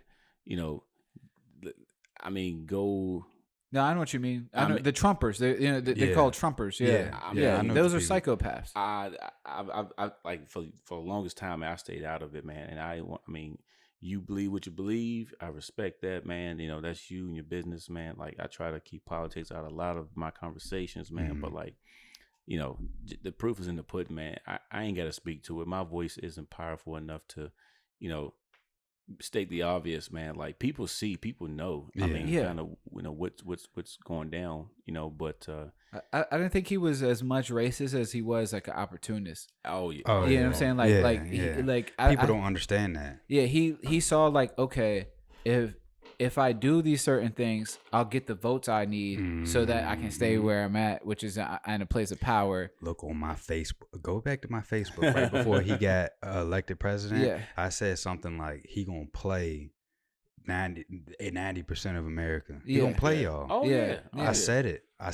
mean, I do think he is like racist though. Like, but I think it's like old rich man white racist, where like you know what I'm saying? Not like I don't think he was like hillbilly racist where you just like fucking hate black people. You know what I'm saying? He's disconnected from like the daily person, right? You know what I'm saying? He's been a billionaire his whole fucking life. You know what I'm saying? Like those type of people, they don't know what it's. They genuinely don't know and don't give a fuck what it's like to deal with like shit on ground level. You know what I'm saying? Like and that's though it's racist. It's a different type of racist of like the people who are just gonna scream the N-word at you, because you fucking pull in their parking spot at Walmart or some shit. You know what I'm saying? Like, from Trump saying, his father gave him a small loan of $1 million. I mean, that just separates.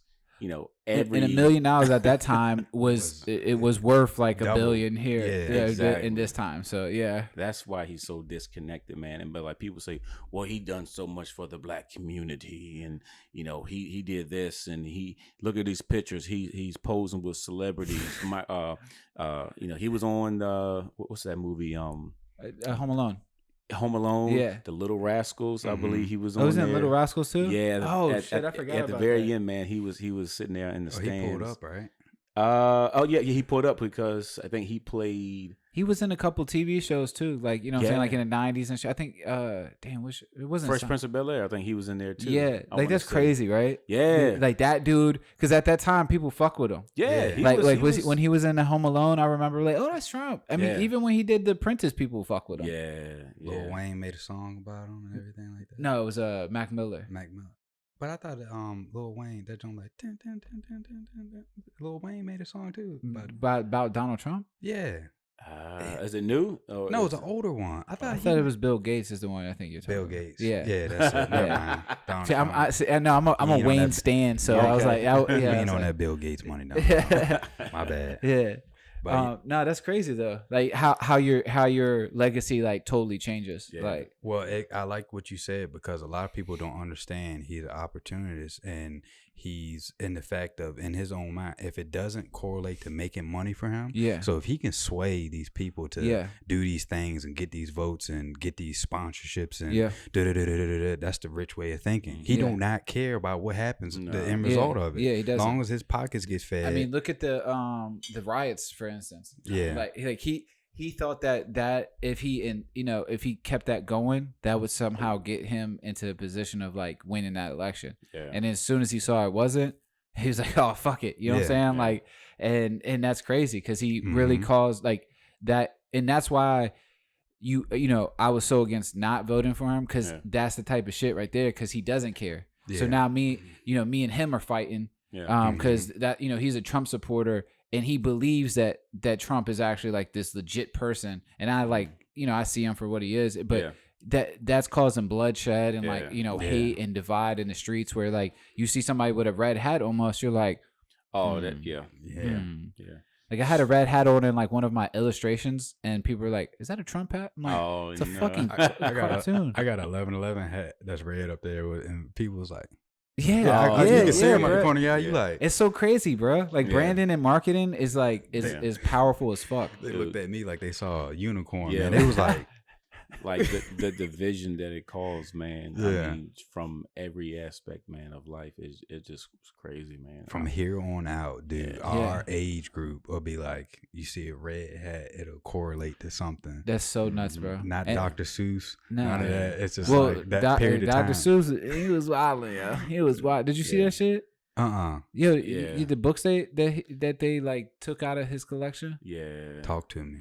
Oh, bro, I ain't gonna lie. That ain't even no like question. That's was some racist ass shit, bro. Straight up racist, bro. Like blackface to the max. In the background of one of them joints, it said "ends for sale," or not ends for sale, but like something along like that they were selling black people and that for a particular purpose.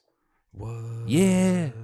Now it's not in any of the like major books or ones that you probably even read. You know what I'm saying? Right. But like. The older ones, like like Asian people with squinty eyes. I didn't think though it is racist, especially when you look at it in that context. Right. I mean that was like in everything though. Mulan, basically that's like how Asian people have been betrayed in America. But like so I wasn't not saying that it wasn't racist. I'm just saying like that one it kind of didn't hit as hard. But the ones where you really see him like selling black people in the book, I'm like, I never even seen that, man. Yeah, it's nuts. It's nuts. They took it like they don't sell it, make it anymore.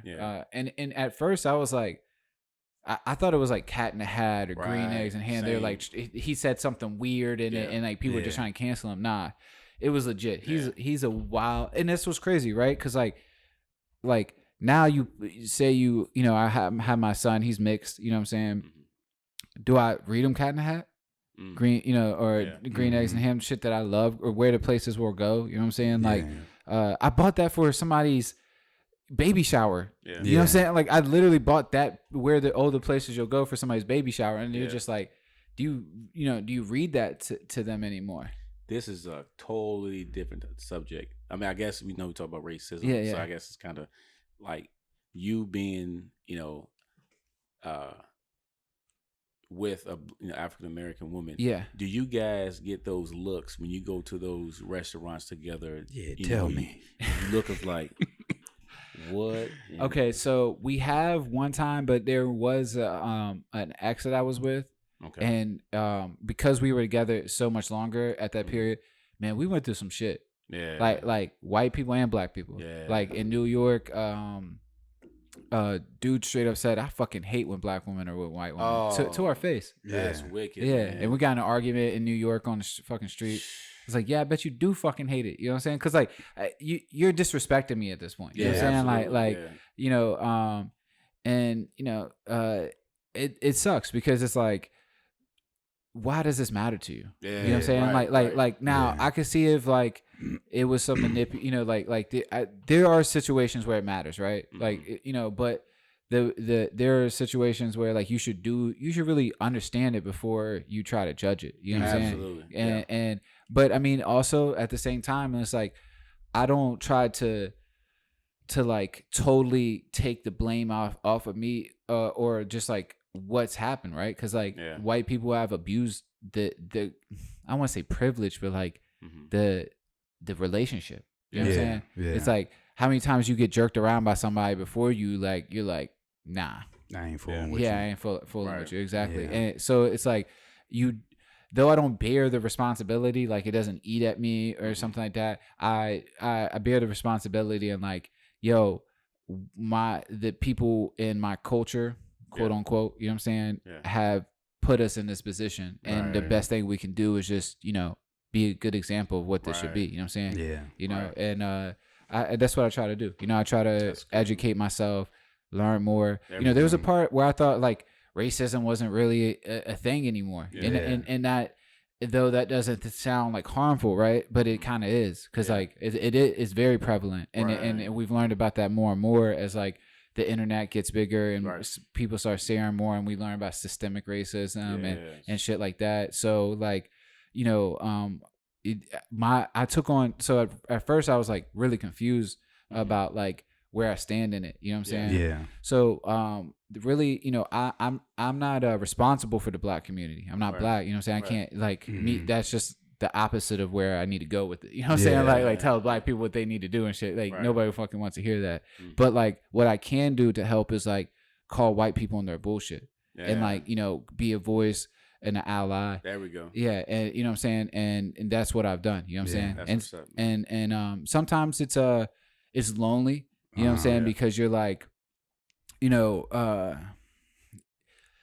get called wigger, you get called saying like, well, you're white, like, yeah, I know I'm white. Yeah. That's why I'm sitting here saying this, because it's like this shit is fucked up. You know what I'm saying? Like, and like I like when you see somebody doing wrong, whether it be your homie or shit, you got to call them out on it, because like they're gonna keep fucking doing it. You know what I'm saying? Yeah. And the more uncomfortable you make it, sometimes that helps you grow more. You know what I'm saying? And not all of it's like malicious intent. I don't just go out there and be like, you fucking racist. Like, sometimes I do. Don't get me wrong. Like some of them, those Facebook posts, those threads get crazy. Yeah. And actually, that's why I'm disabled on Facebook. Like they disabled my whole account because the last thing I said that they were upset about. Well, I don't know why they did it the last time, but the previous time I got suspended for 30 days because I said white men are the biggest threat to America. And it was under a post that like some black guy had shot somebody, and people shoot people, like you know what I'm saying, it's not a race thing, but of course here motherfuckers come, oh of course he did, if they had better families, and like, and I just like, well, white men are the biggest threat to, and it's statistically proven. Like this is not like, I'm not out here just like shooting the shit and just like trying to piss them off, because that's not gonna help anything. Right. And they disable, they blocked my account for 30 days. Wow. So yeah, I mean, the thing is like, a lot of times like when my homies, or not my homies, but some of my homies, like people on my Facebook or Twitter or whatever, they say insensitive shit, or they say stuff that is just misled. Yeah, I try to correct them on it. You know what I'm saying? Right, and sure. I again, sometimes it's abrasive because I'm like, yo, what you're saying is fucked up. Yeah. And then sometimes it's like, well, have you ever thought about looking at it like this? Because you're only looking at it from one perspective. Right. You know what I'm saying? You're only, and you probably haven't even educated yourself enough to understand like there's other shit at play right here. Yeah. You know what I'm saying? And that's why that with the COVID thing in particular, when like I saw some of my black friends, like they were like, bashing the vaccine. I was like, honestly, I don't think that you're right in this in particular instance, but who the hell am I tell a black person that trusts America when it comes to vaccines? Yeah. Like the Tuskegee experiment was like only like a couple decades ago. Yeah. Absolutely. And there's probably a billion other examples. I mean, there was one over in the Middle East where they were like trying to catch bin Laden's kids, or Was it Bin Laden? It's Bin Laden or Saddam. I can't. Okay. I know there's two completely different countries, but it was one of the main terrorists we were like fighting at the time, and they were doing some type of testing, but just so they could get the blood to try to find this line of, you know what I'm saying? That's manipulative as fuck. You know what I'm saying? And so it's not that old. You know what I'm saying? And America, just like any other country, like there's got to be, well, they see it. There doesn't have to be this particular way, but there has to be like a set structure so that the people that are in power stay in power, right? Yeah. Like, so maybe it's starting to change. You see a paradigm shift really happening right now, but like, they're going to do what they do to continue that, you know what I'm saying? Right. And it's not just America. Like, China does it. Russia does it. They fucking, kill their opponents and, they do fucked up shit to their people as well. You know what I'm saying? Like, and that's kind of where we're at, like where we're like that this paradigm shift is happening because people are like, yo, fuck this. Yeah, this shit is not working. Yeah, like y'all had us confused when we couldn't communicate with each other. Yeah. I use this on a example on another podcast too. Like Joe Rogan said, like during the Cold War, like language barriers really kept us there, right? Like as Russians and the Americans, we were like hating each other. Yeah. Like, fuck you, communists ain't gonna come over here and take over. And they're like, no, fuck America, da da da. But really, what it was the leaders like manipulating us, like to think that we hated each other. Right. When really, if we talk to a Russian and we could just have that language barrier like down, like, yo, I'm just over here trying to take care of my family. Why y'all over here trying to fuck with us? They'd be like, I ain't trying to fuck with you. Yeah. You know what I'm saying? I'm over here trying to take care of my family. You know what I'm saying? And that's really what it is. And that's what we got to do here first, though. Yeah. America, we're so worried about all this other shit, and we got like our own shit. Real you know world what I'm saying? Stuff our own backyard. Yeah. It's like we need to communicate as black men and white women and black men and black, all these different dynamics, and just sit down and fucking communicate. Like, yo, I don't got a fucking problem with you. I know the media makes it seem like I got a problem with you, but I don't have a problem with you. All I'm out here trying to do is take care of my family in my circle or, whatever. And that would break down a lot of these barriers, you know what I'm saying? And when you understand shit more, you're less afraid of it. You know what I'm saying? Yeah. Like, cause I know there's, it's a really stereotypical to say like white people are scared of black people, right? There's a lot of black people scared of white people. Like, you know what I'm saying? Like really terrified of them because all they've been associated with is like white cops coming over there and fucking with them or white bankers denying them for loans. Yeah. That puts a sort of like stigma around all these white people that you now have to like be in the world with. So when you're around them, you may have some type of attitude about it because like all you've been associated your whole life with is like negative instances. Yeah. You know what I'm saying? Once you get past that, then it changes. I think one of the biggest things like my dad taught me is like I had a situation where this one guy was in the gym, right? He had, me and Lauren would go. Yeah. White guy. I mean, Caucasian female, black guy, and he had like tattoos, long hair, like country, everything like that, right? And initially my thought was like, oh, I wouldn't. Something inside of me won't let me think like that, but something made me think like that. So I was just like, he kept looking at me, I look at him, and then one day, like he was just sitting there, he was doing curls, and he was like, "Hey man, like you using those?" I'm telling me and that dude hit. He said, "Tell your wife come over here, man. Let me, And come to find out, he had all that going on, that rugged look, because he used to get beat up when he was a kid. His own, race people he was cool with used to beat him up, and he just was like, "Man, I love that y'all together." Yeah. And I said, to that day, I said I would never judge a book by its cover. So therefore, when I say that, what I do is, for me to be able to assess a lot of situations, I sit back and listen. Yeah. Somebody gonna you sit back and listen to people. They eventually gonna tell on themselves and show you their true character. Yeah. Don't talk too much. Yeah. Don't do too much. Yeah. Just sit back, listen, and watch that person. Yeah. And then eventually you gonna see how that person gonna act, how they treat you, how they act when other people come around, or just like any type of thing. You can read the energy, you can read the vibe, and you can read the I think emotions. that's the biggest thing for me is like you can feel the energy. Yeah.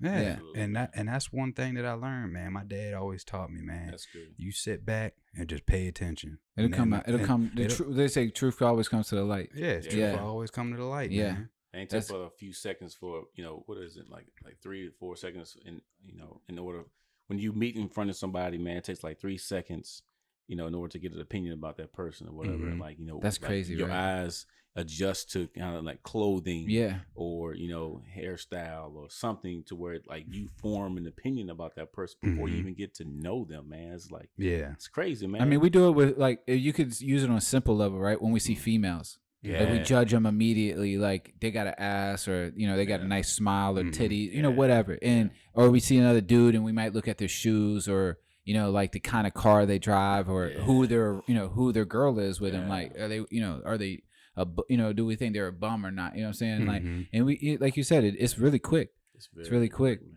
Like that's nuts because it should be more. Like 3 seconds isn't a lot. It's not enough. It's not enough because you don't know that person's personality. Yeah, you can't. You know what I'm saying? Like especially when you're talking about like a person's relationship. Caucasian and African American. Like it shouldn't matter. Yeah. Remember the case they had, and I can't remember the name. I want to say the woman name or was it Virginia? But like basically it was the white male and the black woman. Yeah. And. That movie came out. The movie came up about it, right? They talked about. I haven't watched the movie. I need to watch it. What's the movie called? I can't remember. But it was a relationship between a white man and a black female. Yeah. It was illegal. It was in the law to where back in the day. It's back. I remember the trailer Virginia, for that. Yeah, Virginia. But like, and I never knew. But the banner "Virginians for Lovers" was driven off of that. Like that's the reason why when you hear "Virginia is for lovers." Because of that movie. It came from that situation. I never knew that. I was like, yo, I gotta look that up, man. I was reading about it. I was like, man.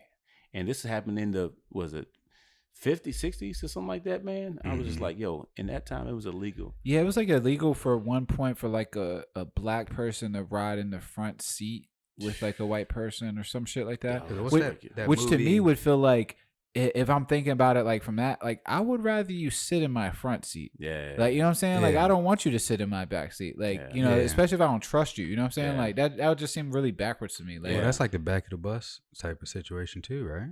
It's just like Rosa Parks sitting in the back, and then she comes sit up front. And that was funny because like when we all went to high school, that was like the fucking cool part to sit in. The back of the bus. Oh yeah, like if you was in the front of the bus, you was a fucking loser. Yeah. What the fuck you doing up there? That's like where you had to go when you were in trouble. If you were in trouble, right behind the driver is like, oh, look at him.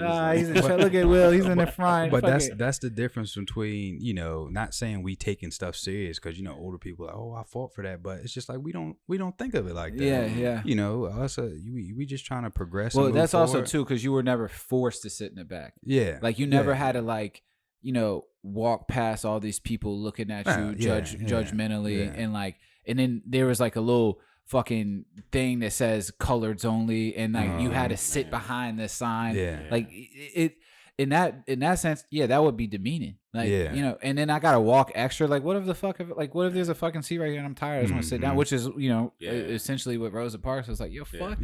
Yeah. Like, just fuck it, beat my ass. I've been walking around all day. I'm tired. Whatever. Yeah. At this point, we can get it on. You know what I'm saying? Mm-hmm. Yeah. But that's balls though. Like that's big balls. Like, yo, fuck you. I'm not getting up. Forget the system, man. How many times have you wanted to tell your wife that and you were too scared? Every day. I ain't doing it. No. Yo, can you take the trash out? Like, I just fucking laid down. Like, I ain't getting up. Doing it. This is on me. But when you had them kids, man, it ain't no, like, you on a whole, like the other day, I went to bed at 2:30, got up at 6:30. Because they got up? It's just your body. You change. Oh, your body was just your body ready. It's just like Chad probably know. It's just like forget that sleep. Forget all. Well, both my daughters. I don't sleep anyway. Sorry for everybody to tell everybody. Both my daughters slept all night ever since 2 weeks old. Both of them. What? Oh well, my girl said her because I guess we haven't had her second son. Mm-hmm. Her oldest son, he started sleeping like immediately. Well, like everything that he did besides like while he was awake, You know what I'm saying? He was a wild kid when he was awake, but like all the sleeping shit, the potty training, all of that stuff, like that. That's why she's so worried. Like she was like, "Yeah, this kid's not gonna be the same." When he get a little bit older, oh boy, Sophia, what she been sleeping in her regular underwear for what, almost over a year now. She only 3 years old. Yeah, that's awesome. Is that I don't know in relative terms. Is that good? That's good. I peed on myself when I was 21. She 3 years old and she don't pee on herself. Huh? Were you drunk? Yeah, but still, no. There's no excuse for me doing that. I remember this one time. I was probably like 22, and me and my boy went to this. Like, we had a friend. Whatever. Yeah, we had a friend. Yeah. We went to her house, and I slept in her bed, right? And I was so drunk, I pissed all on her bed. Like, it was so bad, it had went to the floor, like through the bed. No shit. And so the next day, I wake up, she goes, "The bed's wet." Oh, no. And I'm like, and then there's a beer can right beside the bed, right? I was like, "Oh yeah, I spilled beer last night." Dog, I did not spill that beer. Like, cause like I was so fucked up. I don't even remember getting in the house. Yeah. Like, you know what I'm saying? Like, so I know I pissed on her bed, but like I had to get out there with some, you know what I'm saying, some type of dignity. Yeah. And my boy, as soon as we got in the car, he goes, "Bro, you pissed in her bed." I said, "I know I pissed in her bed." Like, oh my God. Yeah. I got like the worst, cause I was like sitting there hanging over the edge of the bed, right? And then my boy was like, "Man, get up, man." Then he said, I just like start like trying to like zip my pants down or whatever. Right there? Right there. And then, oh my God. And then like I just like failed at it. And then all of a sudden I just like. Do you remember pissing yourself? After they told me. And then the harsh part about it is the girl's room that we were in. You were in her bed too? No, I was hanging off her bed, like, this type of style, knees on the ground. Okay. She came in the room and saw, and she was like, "My dog doesn't even piss in my room." I was like, yo, demoralizing. Yeah. You did that to yourself though? No. I couldn't make it, man. I couldn't make it. She was like, "My dog doesn't even pee in my room." I was like, oh, cold. My boy, he said to my face, he said he will never trust a fart now as an adult because he shit on himself one time. And not sharted. He like literally shit on himself. Ooh. Like, thought it was a fart and legitimately shit on himself. Yeah, you get the older you get, man, you gotta watch that. Bro. Yeah. I mean, not saying I ever had that, but no, I haven't done that yet. You know what I'm saying? But I know what I'm saying. Who knows? Like, that's craziness. Yo, you ain't never had a situation like that? Nah, man. Not yet. I mean, not yet. If anything, they call it prairie dogging, man, where where like kind of pops out and you suck it back like, in. Ooh. Russian. It's like, if you fart, it's like it's gonna splatter, man. It's like, ugh. Sorry y'all for the. There was one time I was very close leaving Olive Garden one time. I don't know what the fuck I ate, yo, bro. But look, I was driving with a friend, and we're going to her crib, and afterwards, and I'm like, my stomach start bubbling, back start hurting. All of it, bro. Yo. Like, and I'm driving, so I keep shifting. And she's like, you know what I'm saying? Just trying to keep shifting, like. And she's like, "What's wrong?" I'm like, yo, when we get to the, because she lives in the city, so I'm like, when we get to the crib, I'm parking and I gotta go straight to the room. Luckily, it took her like 15 minutes to find a parking spot, right? Because I was in that bitch pleading to Jesus. I was in that, oh Jesus, please help me get through this. Like, yo, it was the fuck. But I never forget that ride. Just just trying to adjust. Everybody that's watching this know they done been. They know. They gonna laugh at that. Have you ever drove like this? It's like clenching the whole time. You look, if you sit down, that pressure. I know it, man. Hey. That's tough. Shit, and this is where it's like everything we all can relate to something. Yeah. And I don't get why we all can't relate in life, man. Because we're all going through the same shit, bro. Yeah. Same shit. And it's crazy, man. We all gotta eat shit, piss, drink water. You know what I'm saying? Like sleep. The sun shines on us all, man. We breathe the same oxygen. I don't care how bleed rich the same we are. Blood. Yeah. We bleed the same blood, man. And that's the thing that I wish this world can really get a revelation about, man. I think though, stuff like this, like podcasts and and even comedy, like the dialogue helps a lot. You know what I'm saying? Because it's like, I'm not really that different from you. You know what I'm saying? Like, even if you have like, you see somebody who was raised in China and they're or India or something, they talk about they're going through the same shit. Parents was assholes, you know what I'm saying? Went to school, had a shit at some point and barely made it. Like, that's how it is, man. Like, that's life. and that's cool. That's what the greatest part is. It's like I don't like the people who like do so much to feel like they're so different from everybody. Yeah. Like you're different just because you're you, right? Mm-hmm. But like you're connected. Like and you don't, you know, when you now granted when you're depressed and shit like that, you know, people go through shit, right? And you like you do feel disconnected. You feel like nobody could go through this. Nobody has felt this. Yeah. But it's like, you know, that's the beauty of it. And what has always brought me back is like, yo, we're all going through this shit. Yeah. You know, I have friends that I can call and when I'm at my lowest and I was fucking broke and I was just like, I didn't have nowhere to go and I could just vent to them. And they're like, man, I'm going through the same fucking shit. You know what I'm saying? Like, bruh, like I lost $1,500 doing this, you know what I'm saying? Like, and it's crazy. You know what I'm saying? Like, we're all going through the same shit. Yeah. Definitely. Yeah. Hold on. What are y'all drinking? Water. Oh, yeah. Yeah, water. That's it. Yeah, that ain't nothing special. A little bit of tan Kool-Aid. Oh, tan Kool-Aid. Okay, gotcha. Tan Kool-Aid. Yeah, man. So, y'all want to jump back on the aliens or what? Y'all done with that? I mean, you know how I feel about. I've never seen him. That's fucking crazy. And he has a witness. That's nuts. Yeah. I think like I was telling Chad, it's just like some like you were saying earlier. It's some things in life because we can't. I think they say we can't see on a 4-dimensional plane or something like that, but they know like the structure of how everything formulates due to atoms and everything like that. It's something that we can't see. Yeah. And I told Chad, I'm like, I've seen some stuff that's just like, I don't know, it's wicked, man. It comes in different forms, in different fashions and things like that. And I'm like, is there somebody more intelligent than us that can tap into that? Or is that like a spiritual plane? Or... Well, there's like a conspiracy that like the gray people or something like that. Grays, they came and they like integrated with us. So there's like actual aliens here in human suits. So you go Nephilim. So I was going to say. You go gray people. Yeah. Lizard people too? Yeah. Reptilians, I've heard, man. But like, crazy than that, bro. In the Bible, it talks about, you know, an ancient race of giants. They call them Nephilim, and it talks about how they took and, you know, did exactly what you just said, you know, and had children with, you know, the daughters of this world. Oh, well, then that's how LeBron James got here.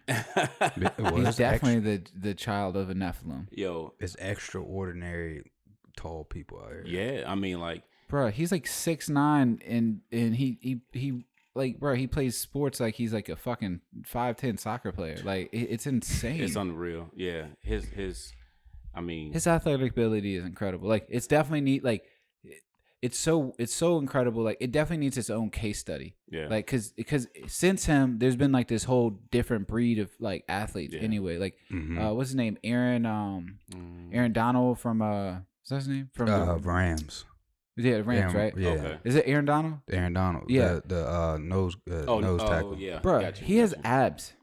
Like legitimate abs. He's like fucking like he 5'10". He 5'10". He's like 300 pounds, 280 pounds, something like that. He's like fucking jacked. Solid muscle. He has abs. I done seen him take a 300-pound dude and just like take him off the ground. Yeah, bro, insane. Like, who the fuck? Like, what?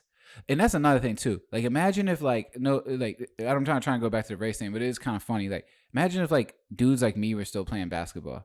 Like, how boring that shit would be. Oh yeah. Like, you know what I'm saying? Like when like when Wilt Chamberlain and shit started coming into the league. Dude. Like, shit changed everything, bro. Yeah, because it's like they like, oh man, they the greatest. But I'm like, yo, look who he was playing against. Bro, he was playing against all of my plumbers, uncles. Electricians. I mean, don't get me wrong. There was some talent at the time, but it wasn't like, brother. There was not the same amount of teams. It definitely wasn't the same amount of time. So you think you can go out there and run them? Huh? You think you can go out there and run them? The dudes back in the day. No, the dudes back in the day in my prime, not now. Hell no, bro. I would get my ass whooped. Hell yeah. Like they, but I'm thinking like, dudes, there used to be dudes shooting granny shots, right? Yeah. Like, and now there's like Steph Curry and like Damian Lillard who can just take shooting from the other side of the court. Yeah, and making it with efficiency. Yeah. Like, it's crazy how much like sports evolved. Yeah. Like, that's what I'm saying. Like, even dudes like who's the running back that all the old heads love? What, like Earl Campbell? No. Emmitt Smith? Nah, but it was before Emmitt Smith. But, Walter Payton. Walter Payton is one of them, and there's another one. Barry Sanders. No, Barry Sanders is a freak of nature. Oh God, I can't think of his name off the top of my head. But like even him, he was fucking phenomenal, right? At the time. He wouldn't have done that shit in this era. Mm-mm. You know what I'm saying? Who, Barry Sanders? No, Barry Sanders would have. He was kind of like LeBron. Yeah, of his time. Like, bro, there was nobody like the moves he was making. Bro, how did he have the ACLs to do that? Dude, they said if he would have been on the Cowboys, oh my God, they said in the 90s, he would have set records that nobody would ever be able to touch. That O line and him, because I mean, Emmitt Smith set records, right? And Emmitt Smith was a good running back, like he's definitely a top 5. And I'm a Cowboys fan, so he's a top 5 running back ever. You know, he's shaking his head. But like Barry Sanders on that team, talk about 5 Super Bowls. Yeah. It would have been his records would have been disgusting with Troy Aikman and Michael Irvin, and then on the other side, you know, Deion Sanders in '96. Like, bro, the Cowboys were dirty in the '90s, yo. Yeah, elite team. Hey, quick question: Where was you from? Where am I from? Richmond, Virginia. You not a Redskins fan? Fuck no. Fuck no. My bad, Washington team. Yeah, fuck him no. And them other little. I ain't gonna even disrespect you right now, but you know they be all in the group. You know, a couple years ago they winning. They up there. Are you in the group? Are you in the IG group? Nah. They up in there. Hey, yeah, y'all shut up. Who's your team? Don't do me like that. Who's your team? My quarterback just retired. The Saints. Yeah, I forgot you are a Saints fan. Because your cousin, your brother is a Falcons fan. Yeah. And who's Devon like? Giants. Yeah, God, fuck yeah. Okay, yeah. I forgot why I haven't seen y'all. They get quiet. They dormant right now. They dormant. What like literally though? Literally, this is what's so crazy, right? And I try to explain this to rational people, other people, whatever. But like, bro, we haven't won a Super Bowl since '96, and only one team has caught up to us. That's craziness.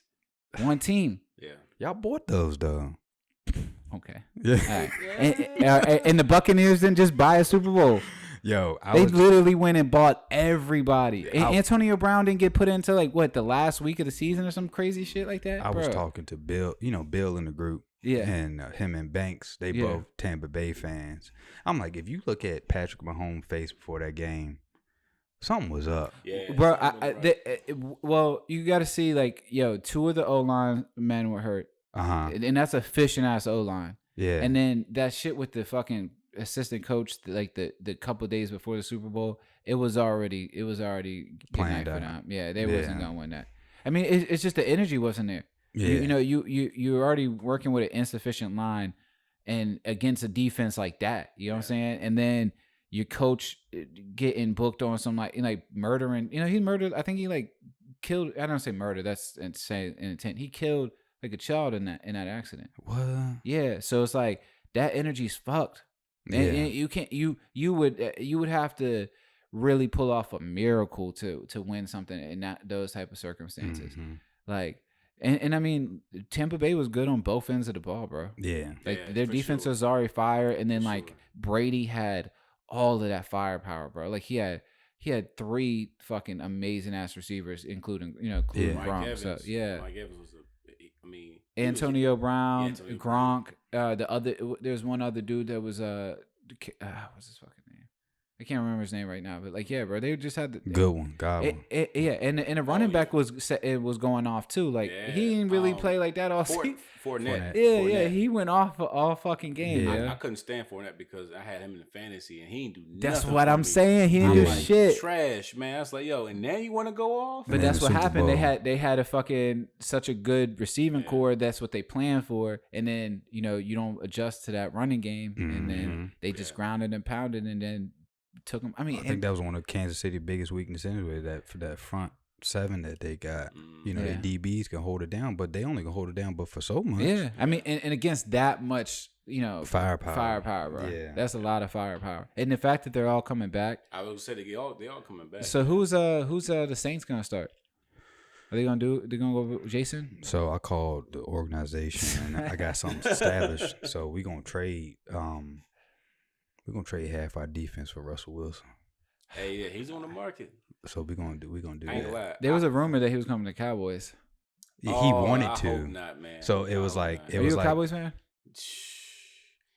I asked you about where you. I figured you was from. I know you was living in Richmond, and you were from Richmond. Yeah, that's why I was wondering. Are you not a Washington football? Yeah. So look, I'm faithful. That's one thing about me, man. Faithful to who? I try to be faithful. You know what I'm saying? I'm a Redskins fan. Oh my God.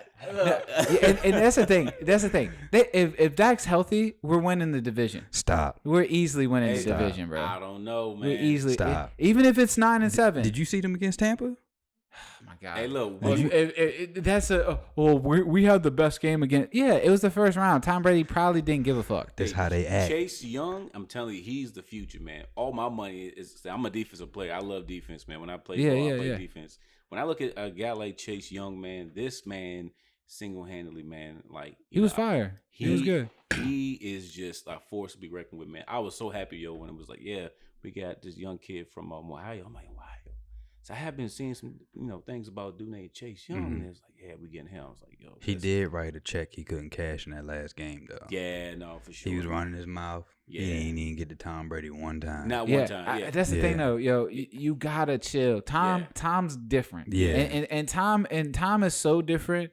Every time you think Tom's not different, he just proves how different he is, bro. Exactly. And even this year, he just went to like.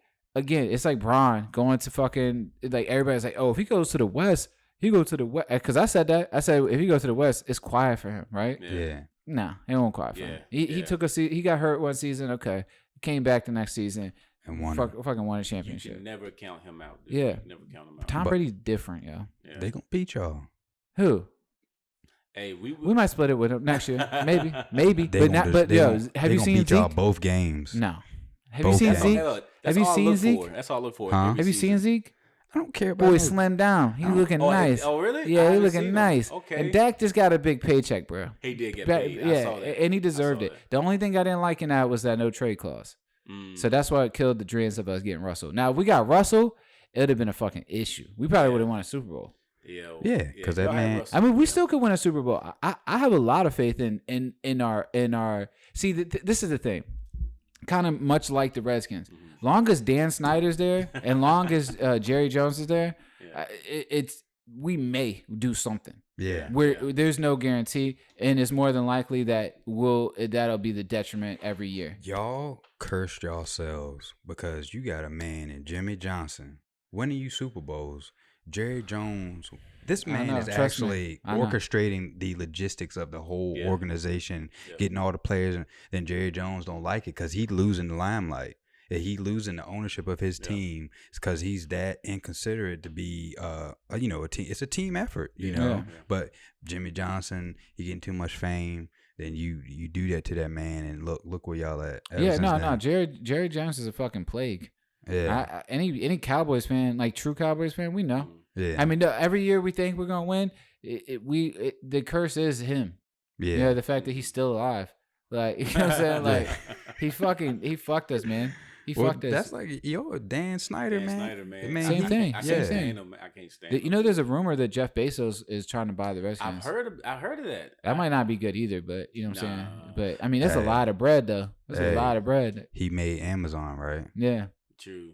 It's got something there, Because they got a new Amazon type of facility somewhere near DC, I think, right? Yeah. Like they just. But y'all still have FedEx Field, right? Yeah, we still do. That'd be a conflict of interest. Mm-hmm. That actually would be like that would be interesting how that because they're like kind of competition, right? Yeah. They work together though. Do they? Oh yeah.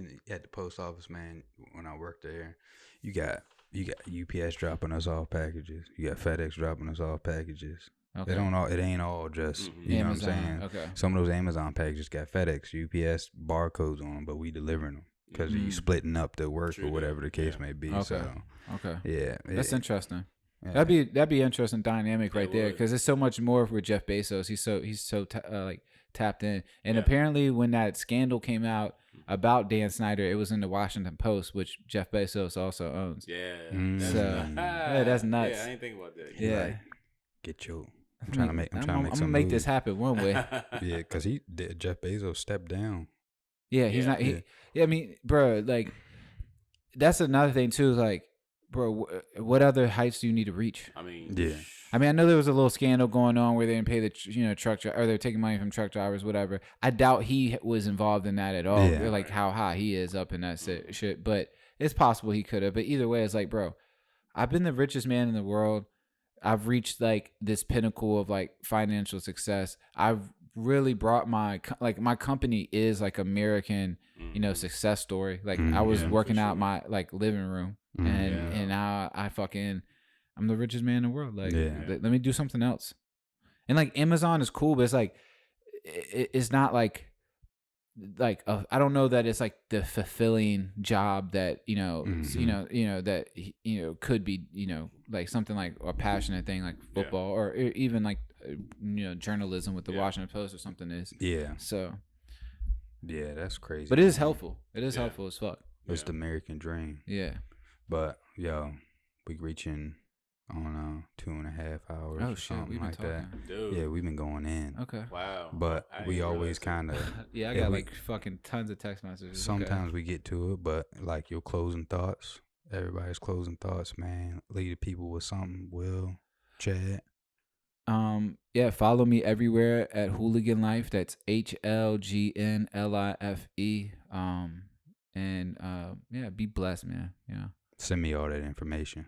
Yeah, I got you. Get it out there. Hey, man, I just want to say, man, it was nice to meet you, bro. Nice to meet you, too. Enjoyed your energy, man, what you brought to the table, man. Same, bro. You got great things going, and looking forward to, the next time. It was very nice meeting an alien in person. That's dope, man. And like always, man, this man is star, but his team need to get rid of theirs. Fuck you. Thank y'all for coming. Appreciate it.